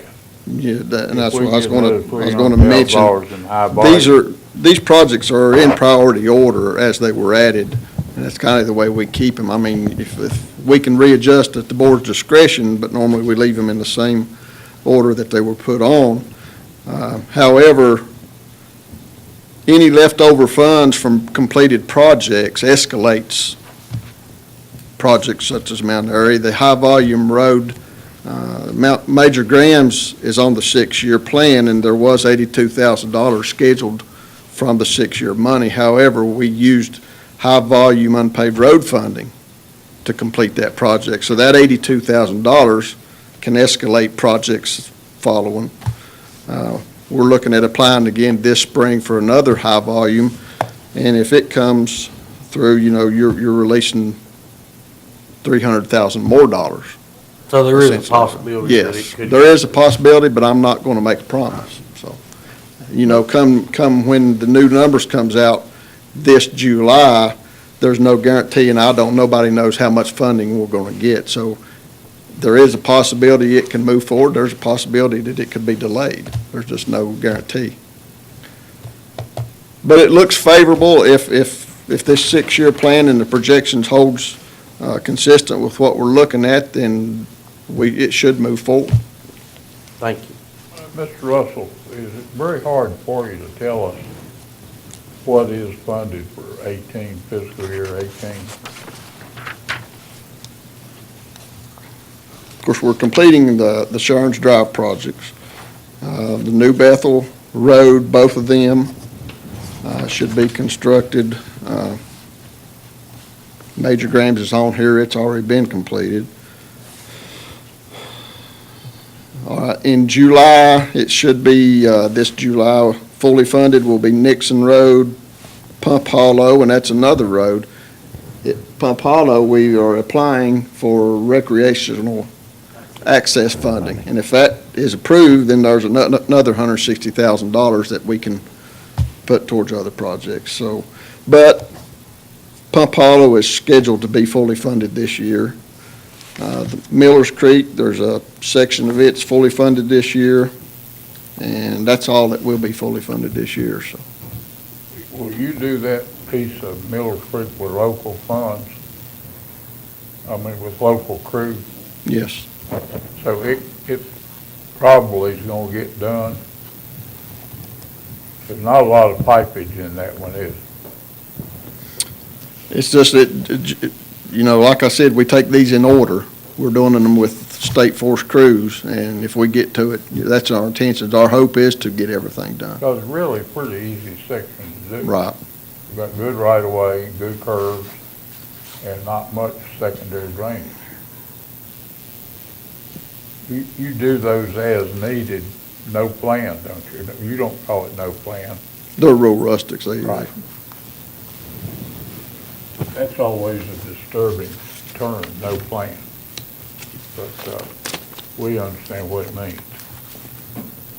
But it is scheduled and funded this year. It's supposed to be. Anybody have any other questions for Mr. Russell? I just have a comment. We got the list of the roads paved, to be paved and the slurry mix put up or whatever. I hope somebody looks at those roads before they do them, because one of them have the slurry mix was done last year, so I hope they don't redo it this year. It's the same section.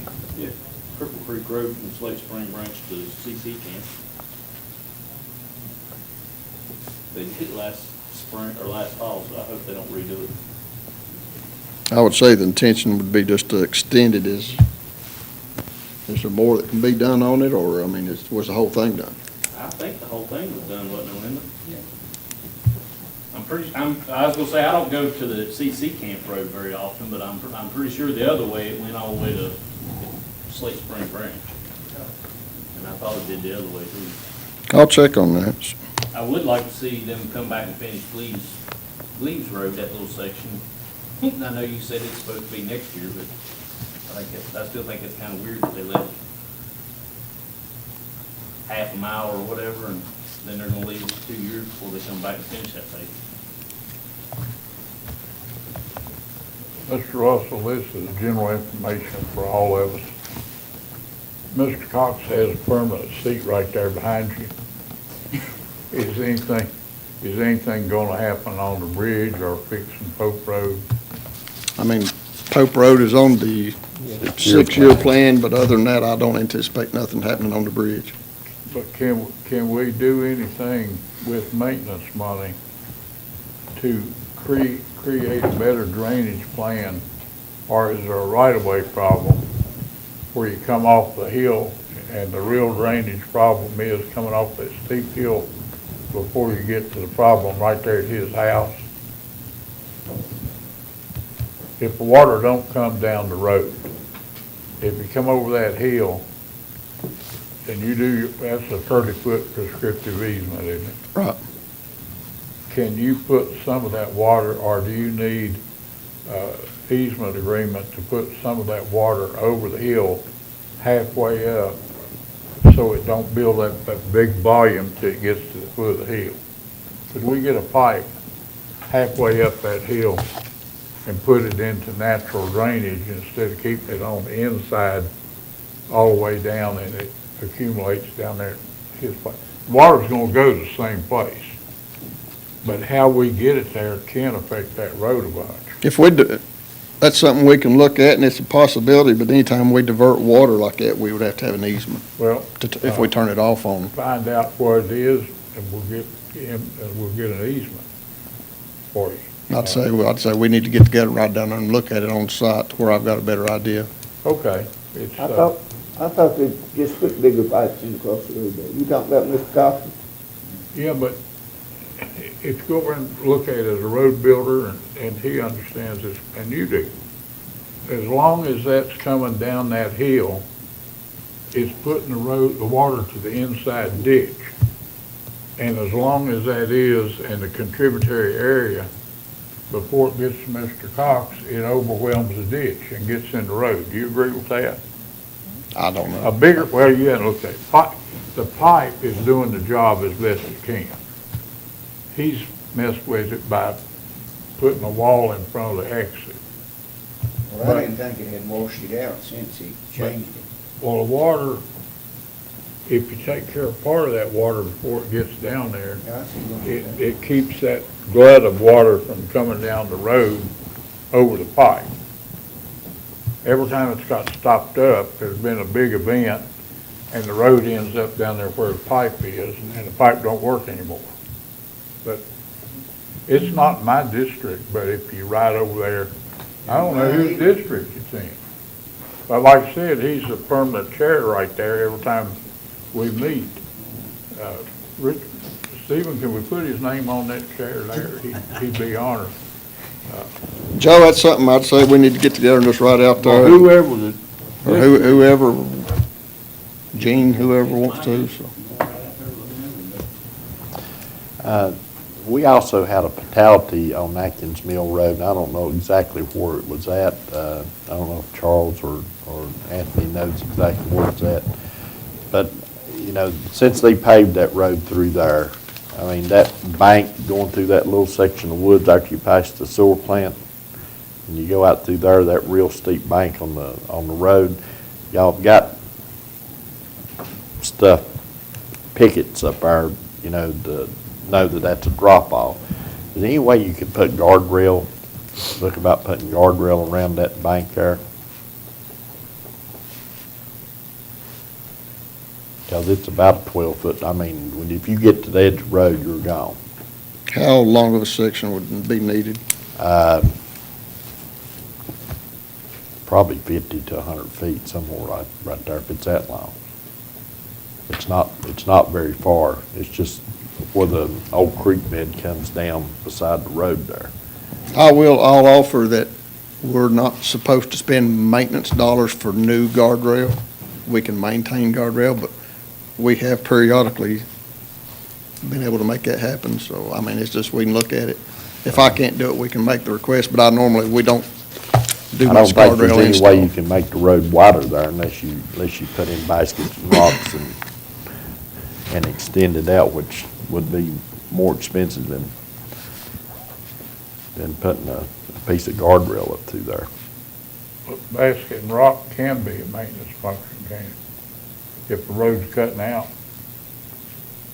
Sir, Basket and rock or riprap can be a maintenance function. gabion baskets Right. to build shoulder.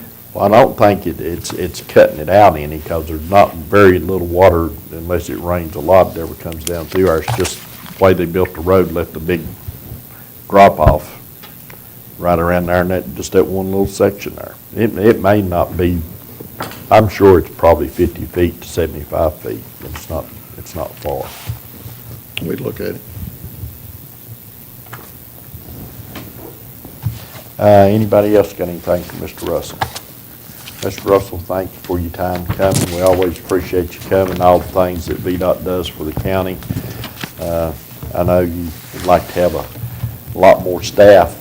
I wish the General Assembly would give VDOT more people, because, as far as the road situations on the secondary roads and stuff, we need more work done on these secondary roads and need to be upkept. Do you know if we're getting a new Secretary of Transportation through the new administration, or the same one staying?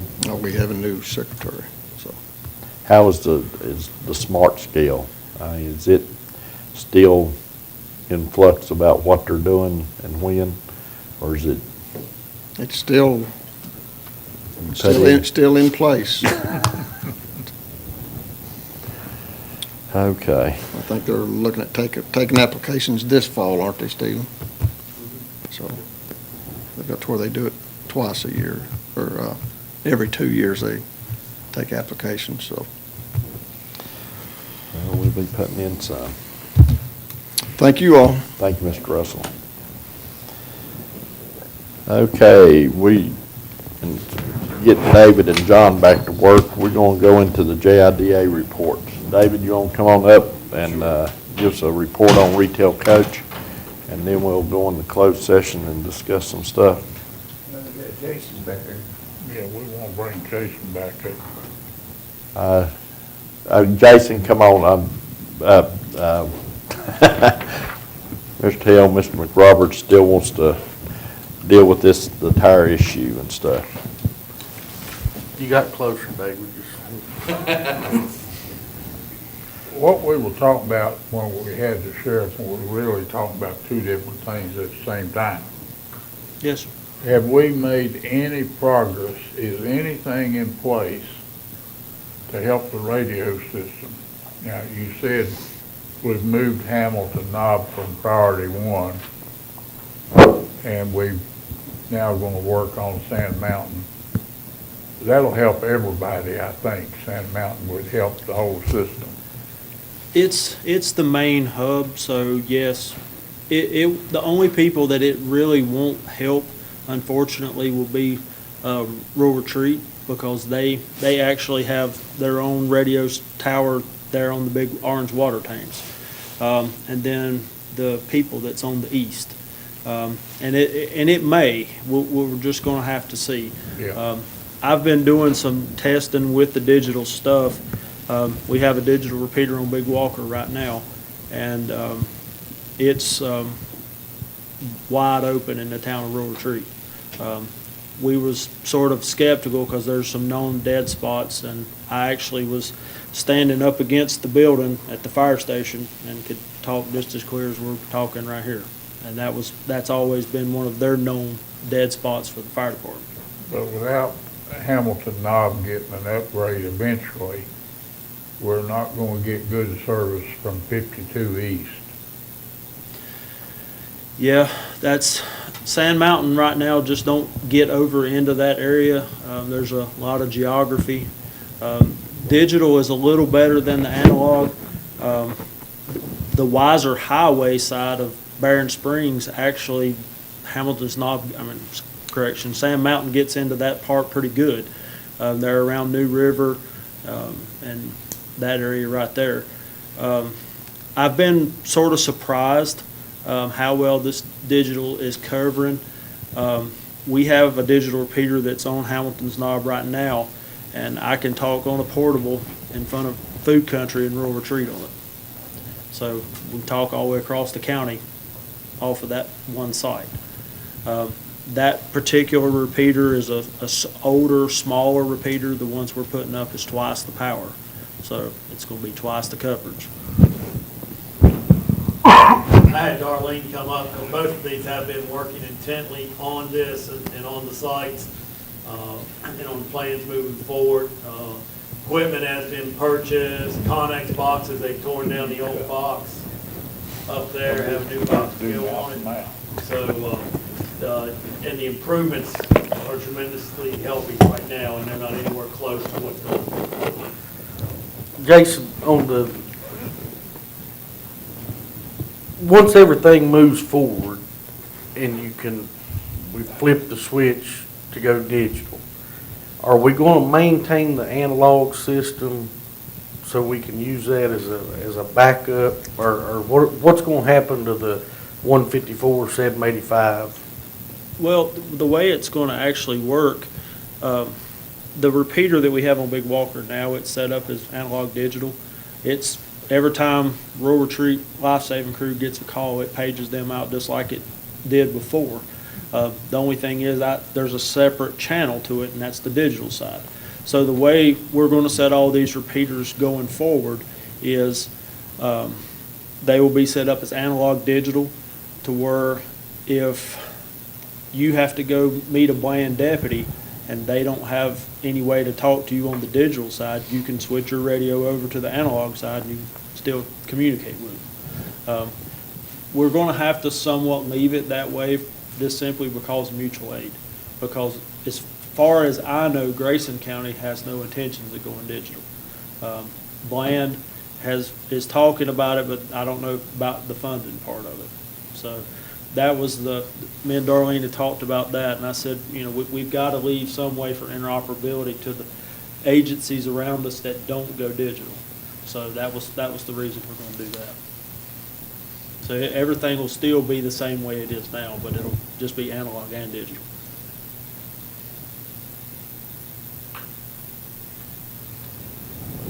I've got one question for Darlene. Okay. Darlene, this is off subject, but since you're here, I'd like a request. Would you pull up, this is a fire and rescue thing, would you pull up what happened on that fire in Ivanhoe and why they called freeze instead of calling a tanker task force? I can. That was totally against procedure that this board has agreed on. I'd like for Stephen to know whether they called it and your people went along with what they said, or you know what the rule is. They're supposed to call for the tanker task force. We do from whoever's command on scene, unless they ask for something else. If they ask for freeze, then we do, they do what they're told. Well, that's part of what I didn't understand. I thought we'd worked this out, that the county was gonna go to task force. And if that happened and the task force didn't respond, we got one problem. But if Ivanhoe decided they wanted to go to freeze to get water, That fire, that fire was located in Carroll County.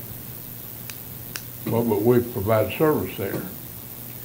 We did for a certain amount, but most of the time they will call freeze. And Carol, they will. That particular call, I believe Hillsville Fire Department was called from Carroll, and then Freeze was called from Grayson County, just as mutual aid response. All I'm asking, did we follow procedure, and was it a good call? I mean, what I know about geography, it seems like to me that the tankers could have been there probably from Barron Springs as quicker. And I believe Coy drives it every day. Max Meadows could have been there quicker. If it's a protocol procedure thing, can we fix it?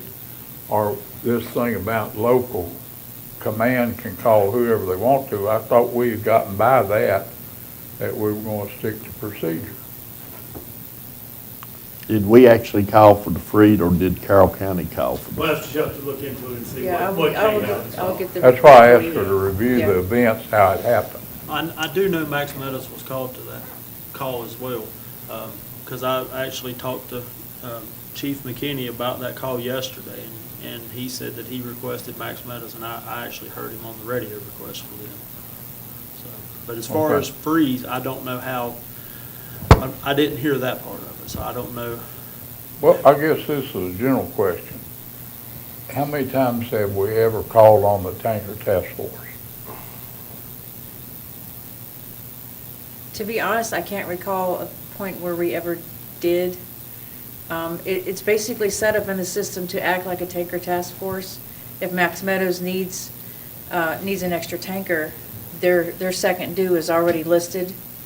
So we would automatically send that if command on scene advises that they need an extra tanker. So it's basically set that way anyway. Okay, thank you. Anybody have anything else as far as the towers, Rio Towers? Any questions? Thank you, Jason. Thank you, Darlene. Okay, now, David. Good morning, everybody.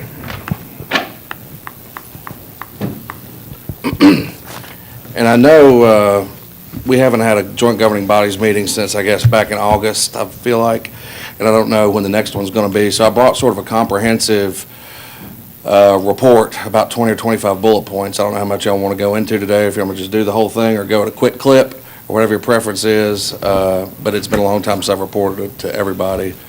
So I brought a lot of information.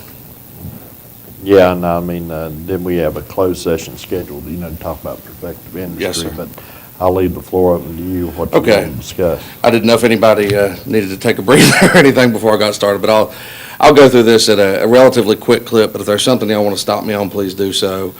First, I just want to thank the board for the support it's shown us in the last year at the Joint IDA. I think we have a very strong working relationship with the board and with Mr. Bear and staff, with John and Jenny and myself, and I look forward to continued productive relationship this coming calendar year. I would normally welcome Ms. Lawson, but I'll welcome Mr. Vaught anyway to the board in this aspect of public service. I've had productive discussions with each of them in their new official capacities, and I think we'll have a good working relationship as well in the coming term. For the record, I did enjoy working with Dr. Hauser and Mr. Willis as well.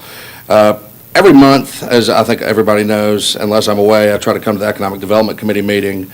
But if there's a time that y'all want to talk to me outside of that, please don't hesitate to contact us. We're available to come talk to any board meeting or you as individuals or a couple of you folks, just let me know.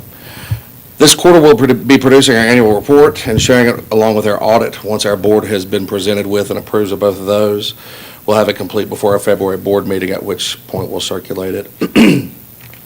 This past year, we did have a clean audit. Corbin Stone, mentioned earlier, of Robinson Farmer Cox, will be presenting it this Thursday to our board meeting, and we'll share it with all 3 local governing boards after that. I do have material for closed session today, so I can update you on active prospects, but I did want to hand out something that we do keep up every year, and that's economic, just basic benchmark data for Wythe County, looking at workforce, looking at unemployment, looking at payroll, looking at number of businesses started, which is not always a perfect record of businesses started, but it's something we try to keep track of.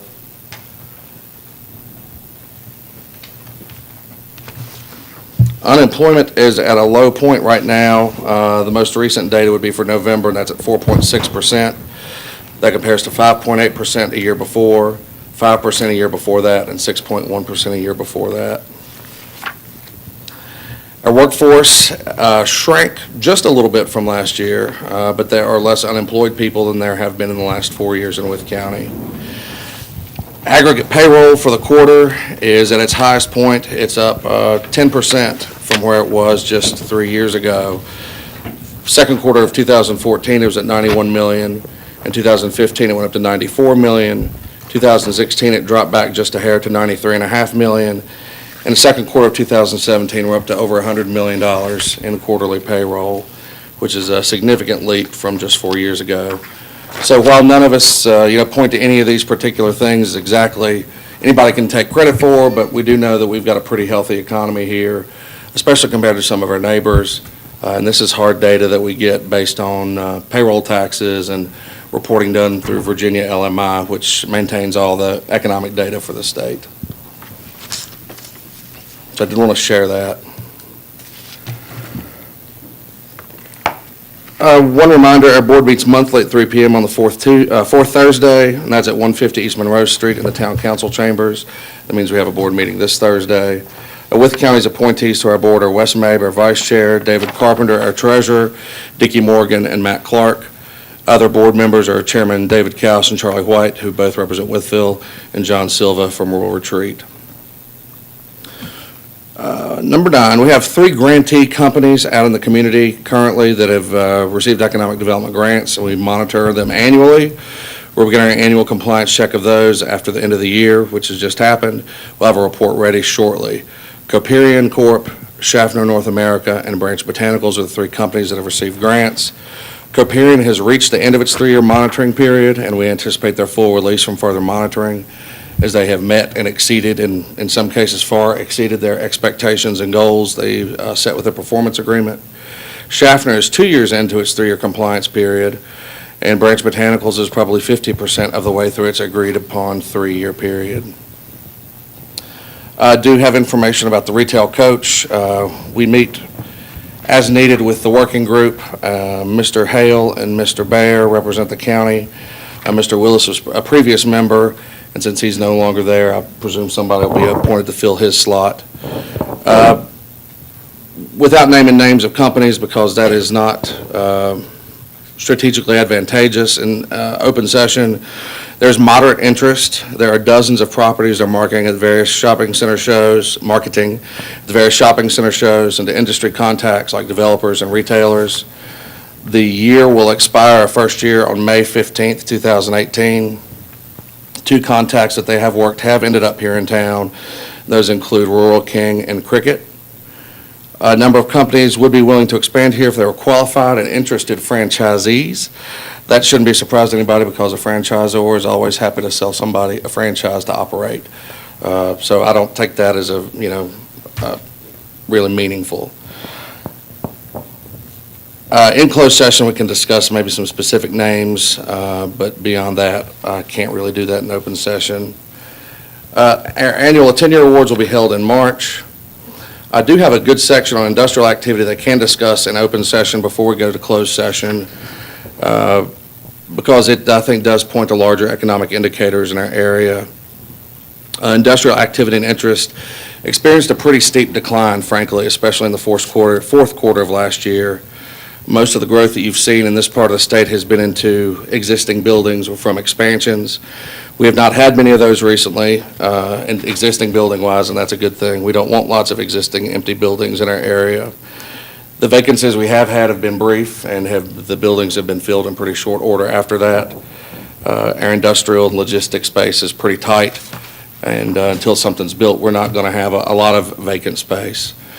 We have had a good bit of interest starting just before Christmas, especially in the IT and data center space, and we can discuss that more during closed session. I do try to monitor activity across the state just to see sort of where we're falling in relation to our fellow communities. And folks at the Commonwealth say the Richmond area has been busy while Hampton Roads and Shenandoah Valley have been less so. Our level of activity is sort of what is expected based on what comparable communities are seeing elsewhere. That doesn't mean I'm content with it or happy about it. I think it's low. To that end, we're going to be doing some new marketing this year as we move a little bit closer to spring, targeting folks that are decision makers at companies, corporate level, site selection consultants, commercial real estate brokers, and those types of folks. The bulk of our marketing efforts are carried out through Virginia's Industrial Advancement Alliance, the VIAA. Josh Lewis is the executive director, and that's our regional marketing organization that represents Carroll, Grayson, Galax, Bland, Smith, and Wythe. That was called the A Corridor in the old days, and I'm sure a lot of folks remember that name. And I know Mr. Bear serves on that executive committee, and he may have more to share about what their activities are. The question is then begged, why are we slow? These are not excuses, but I think some factors based on research and some discussions. First, lots of attention is being paid to more urban areas. Secondly, demographics have begun to work against us to a degree. There's a lot of news out there about the shrinking population and shrinking workforce in Southwest Virginia. We're trying to battle back against that to prove that we do have the workforce that we know we have. Our unemployment rate is low, which is fantastic, but that also makes prospective businesses begin to question whether or not we can provide the workforce they need when they come into an area. When our unemployment rate hits below 5%, I'm not calling it full employment, but that's pretty close to full employment for our area. We are not that far behind the state's unemployment, which is one of the lowest in the country. There are some uncertainties in the geopolitical sphere, which has led to a little bit of a slowdown in foreign direct investment. And if you look at the vast majority of our projects, I would say more than half are foreign direct investment. Finally, Virginia is a low-tax state in lots of ways, but it's not low tax when it comes to capital-intensive manufacturing. And I think the General Assembly is looking at some solutions to help ameliorate that. We do have some positive things working in our favor. The speed to market that we offer is excellent. We have strong infrastructure and excellent prepared sites. Lot 24 is still considered one of, if not the best, ready site in Virginia. Increased marketing money is being considered by the General Assembly for VEDP, the state agency. Last year, for example, Virginia Beach's marketing budget exceeded that for the whole state. And so there's some efforts out there to address that. There's a concerted effort at the state level to increase our national profile, our reputation, and our rankings. And finally, there's a significant push for a turnkey, one-stop workforce solution that offers customized training on a fast-track basis. That's been based on the Georgia and Louisiana model, which have pushed those into the top few states in the country for business. Virginia's system, I don't have to tell you all, especially those who have worked with the Workforce Investment Board and some of the other agencies, our system is very disjointed. There are dozens of state, local, and federal workforce partners and programs. Businesses don't know where to start. We barely know where to start sometimes because there are just so many conflicting opportunities out there. About a third of a page left, and we can go to closed session if y'all want to. Business Ready Sites program is proceeding. We participated last year. Continued funding is expected. Go Virginia projects could work in our favor, but marketing is not allowed and site development is not a priority. It's yet unclear as to what types of projects will be successful in funding, and we don't know if funding is going to continue for that. We are monitoring that at a regular pace. Josh Lewis and Dean Sprinkle, both from Wythe County, serve on the Go Virginia Regional Council, and then Southwest Virginia has representation on the statewide board as well. There are some dangers we face that we're aware of, and that includes the demographics that I mentioned earlier. Permitting, DEQ timelines and delays are a problem all over the Commonwealth, and everyone knows about that, so we hope that that will be addressed at some point for some of the permitting issues. While we lost recent projects, financial incentives, we've been outdone by some other states. We know that Virginia doesn't always write the big checks, and we've lost projects because of that. That's not a suggestion that Virginia should begin to write the big checks, because if folks want to be here, they will typically be here. Geographic interest has skewed further south with major projects, as y'all have seen recently. Access to major air traffic and international flights has been a challenge for us specifically here. And finally, a lack of perceived population or rooftops that we have here.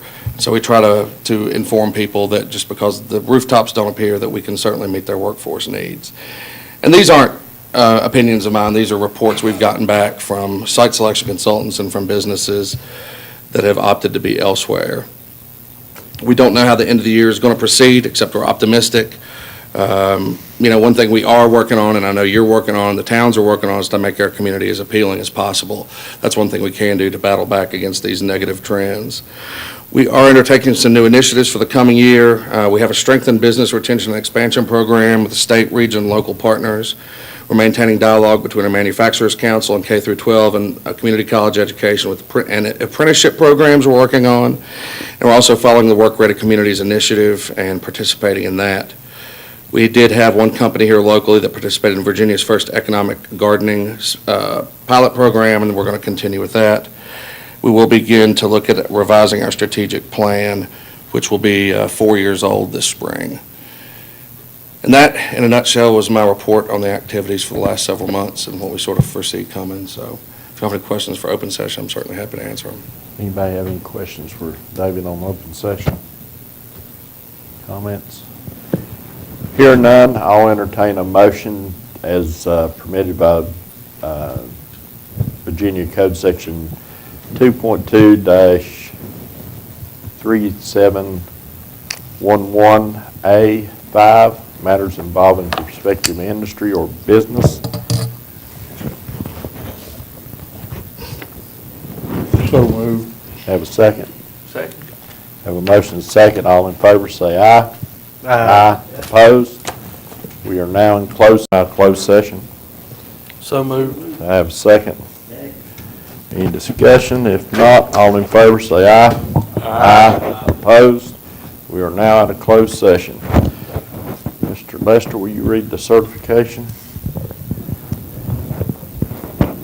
Whereas the Wythe County Board of Supervisors has convened a closed meeting on this date pursuant to the Department of Recorder Code and in accordance with the provisions of the Virginia Freedom of Information Act. And whereas Section 2.2-3712 of the Code of Virginia requires a certification by the Wythe County Board of Supervisors that such a meeting was conducted in conformity with Virginia law. Now, therefore, be it resolved that the Wythe County Board of Supervisors hereby certifies that, to the best of each member's knowledge, only public business matters lawfully exempted from an open meeting requirements by Virginia law were discussed in the closed meeting to which this certification resolution applies, and only such public business matters as were identified in the motion convened the closed meeting were heard, discussed, or considered by the Wythe County Board of Supervisors. I have a second on certified in the closed session. Second. Any questions or comments? None. I'll do a roll call vote. Mr. Vaught? Aye. Aye. Aye. And the chair votes aye. Okay, County Administrator's report. Yes, sir, Mr. Chairman. I will go briefly here. Long Meadows Lane is in the state system now, just letting you all know, and we'll be issuing the check for the bond that was held on it.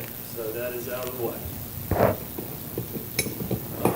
Legislative update, just basically where we are. In the Senate, the emissions tax has moved forward. It has passed. The cigarette tax by referendum was, I guess legislation was to carry it over to 2019 for consideration. In the House side of it, they're basically all sitting there without any action on them right now, on the tobacco and the emissions tax. And also the same thing on Mr. Moorfield's House Bill 222. I have emailed him and asked him that when the language is updated to include our counties to please send that to us. But I do not have that yet, but it is still sitting out, I believe, in the Finance Committee also. So no update for it. And that goes into next week, or week after next, actually, February 7th and 8th is the legislative day in Rural Caucus. I think right now 3 board members are going. to it, so that is coming up. But that's all the information I have on it right now. Do you have any information on Senator Kerry Kozlow's lead on the stormwater management?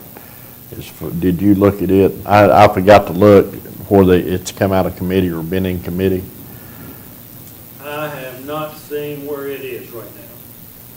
I'd have to pull it up and see. Okay, just move ahead. While you're talking, I'll pull it up and see. Stormwater management regulations outside Chesapeake Bay, looks like it's still sitting in Committee of Agriculture, Conservation, and Natural Resources. So it hasn't come out. Okay. That's all I have, Mr. Chairman. Okay, county attorney's report. I Scott? have one thing, I had a meeting with some attorneys from Eastern Virginia about a potential lawsuit against some drug companies for the opioid problems.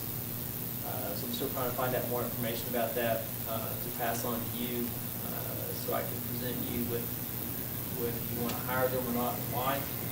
Their theory is, sort of like a tobacco lawsuit, is if we can show how much we've spent on taking care of that problem, we may have some kind of claim to cover some of that money.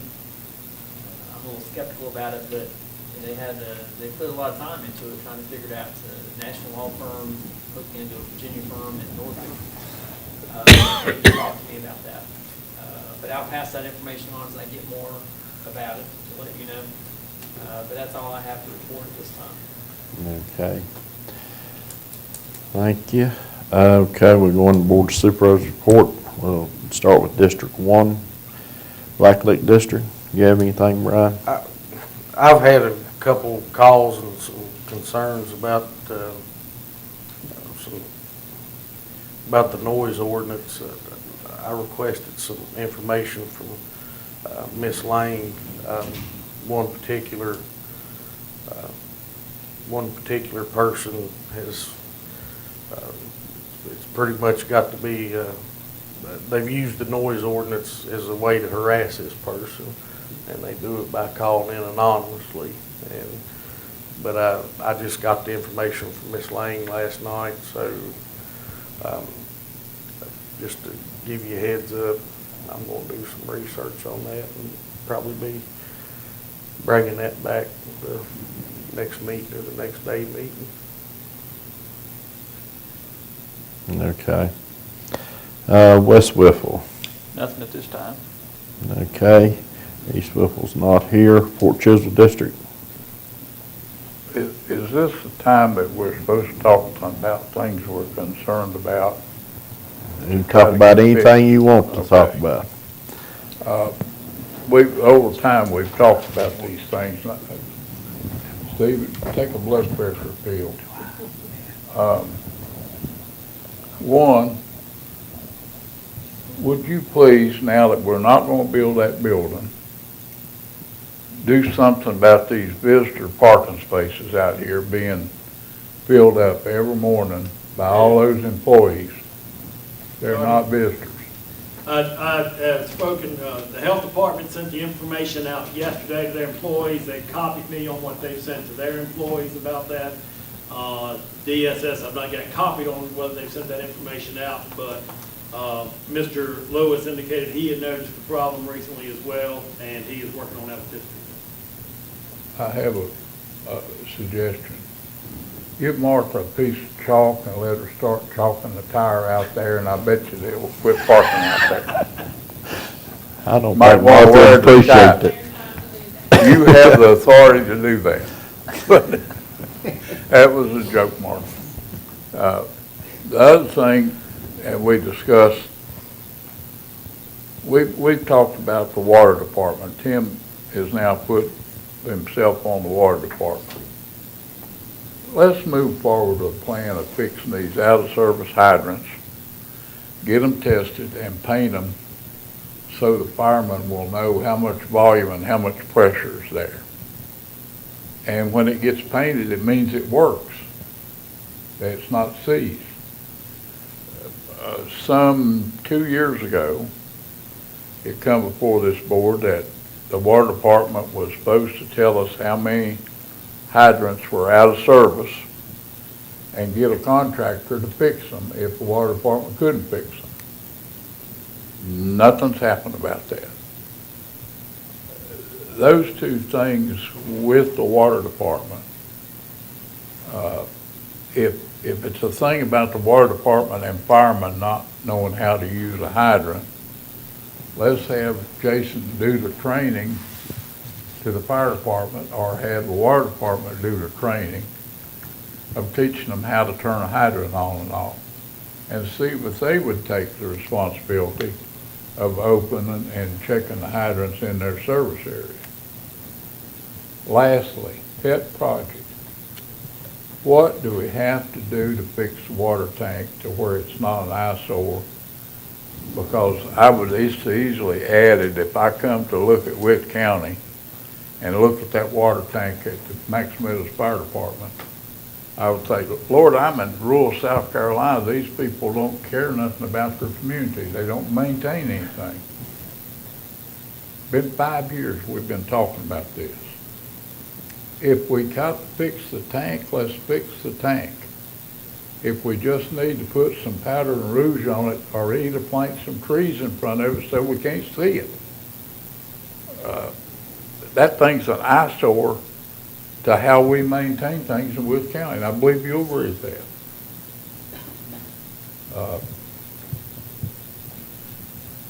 that. That's the free time. I asked for action. Stephen, will you put them on the water committee's agenda? We'll discuss them in the water committee, and we'll bring a report back to the board. Lead Mines District. I'm good. I passed mine along to Mr. Russell a while ago. Speedwell. You just won't pay me. Don't have anything this time. Okay, and I passed what I had on to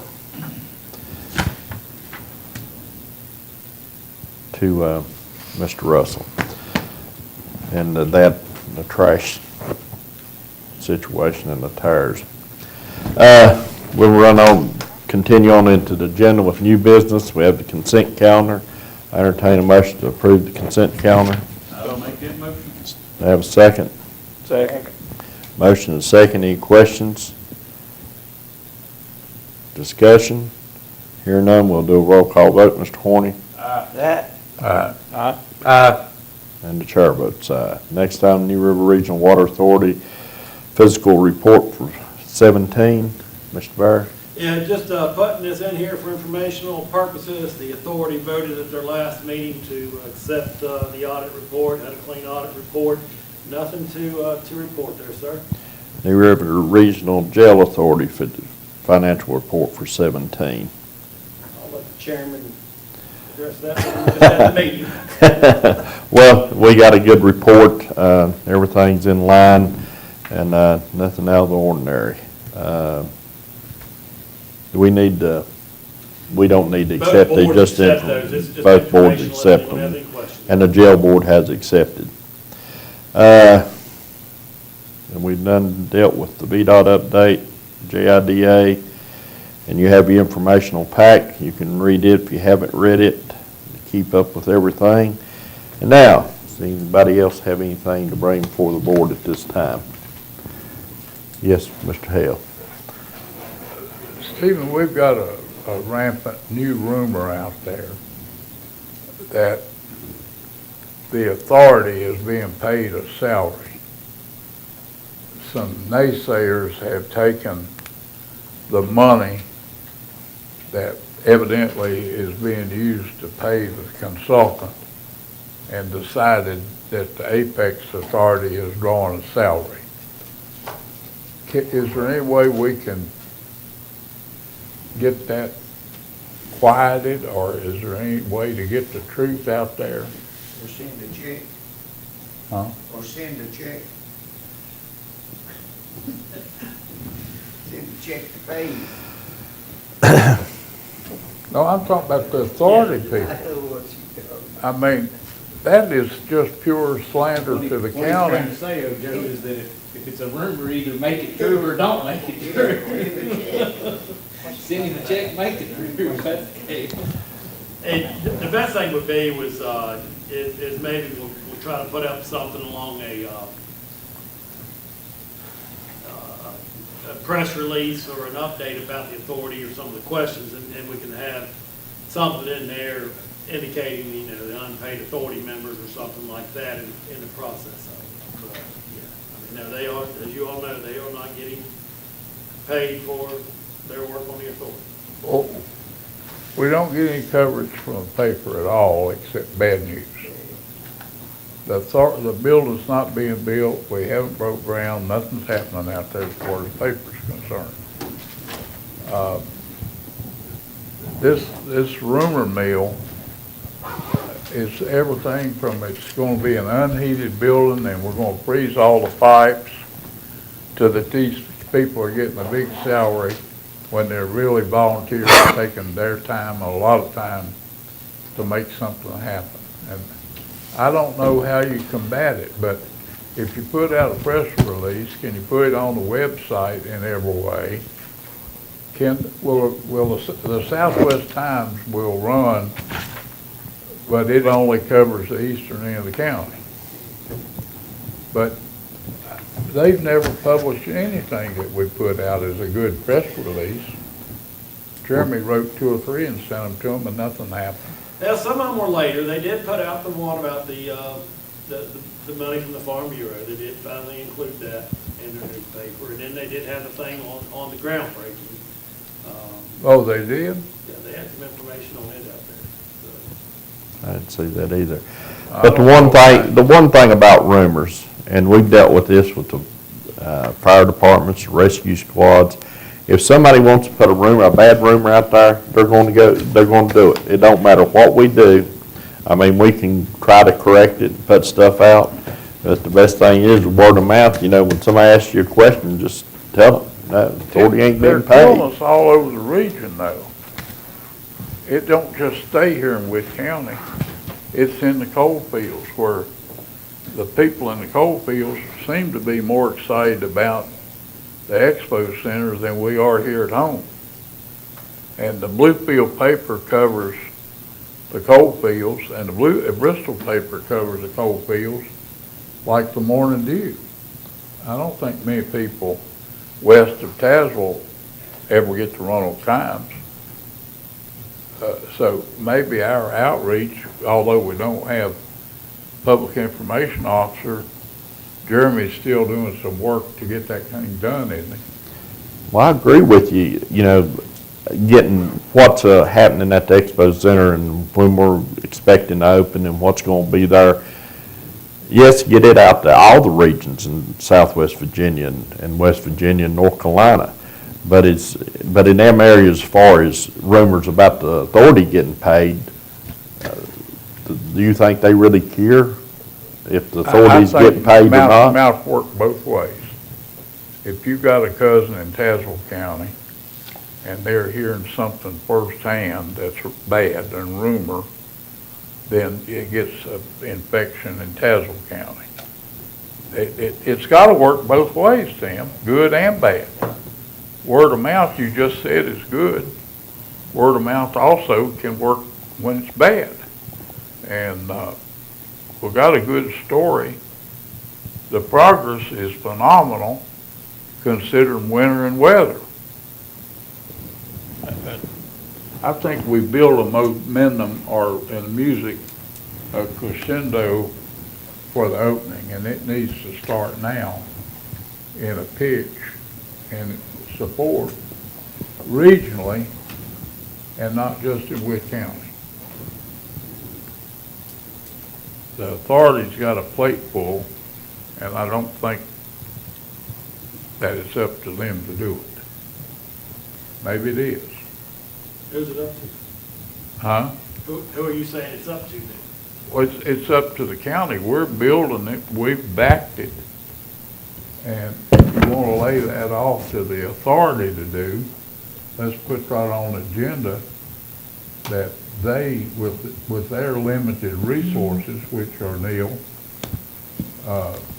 start a regional good news campaign now toward building to the end of August, early September. This thing's going to be finished, and we're going to do something big and show a little bit of progress along. You know, don't you believe in 2 weeks, if weather permitting, the big span will be set? That ought to be a big event for news. Something that was never gonna happen is happening, and here's where it is today. I'm done. Okay. Thank you. Does any other board member got anything to bring before the board at this time? Hearing none, we are adjourned.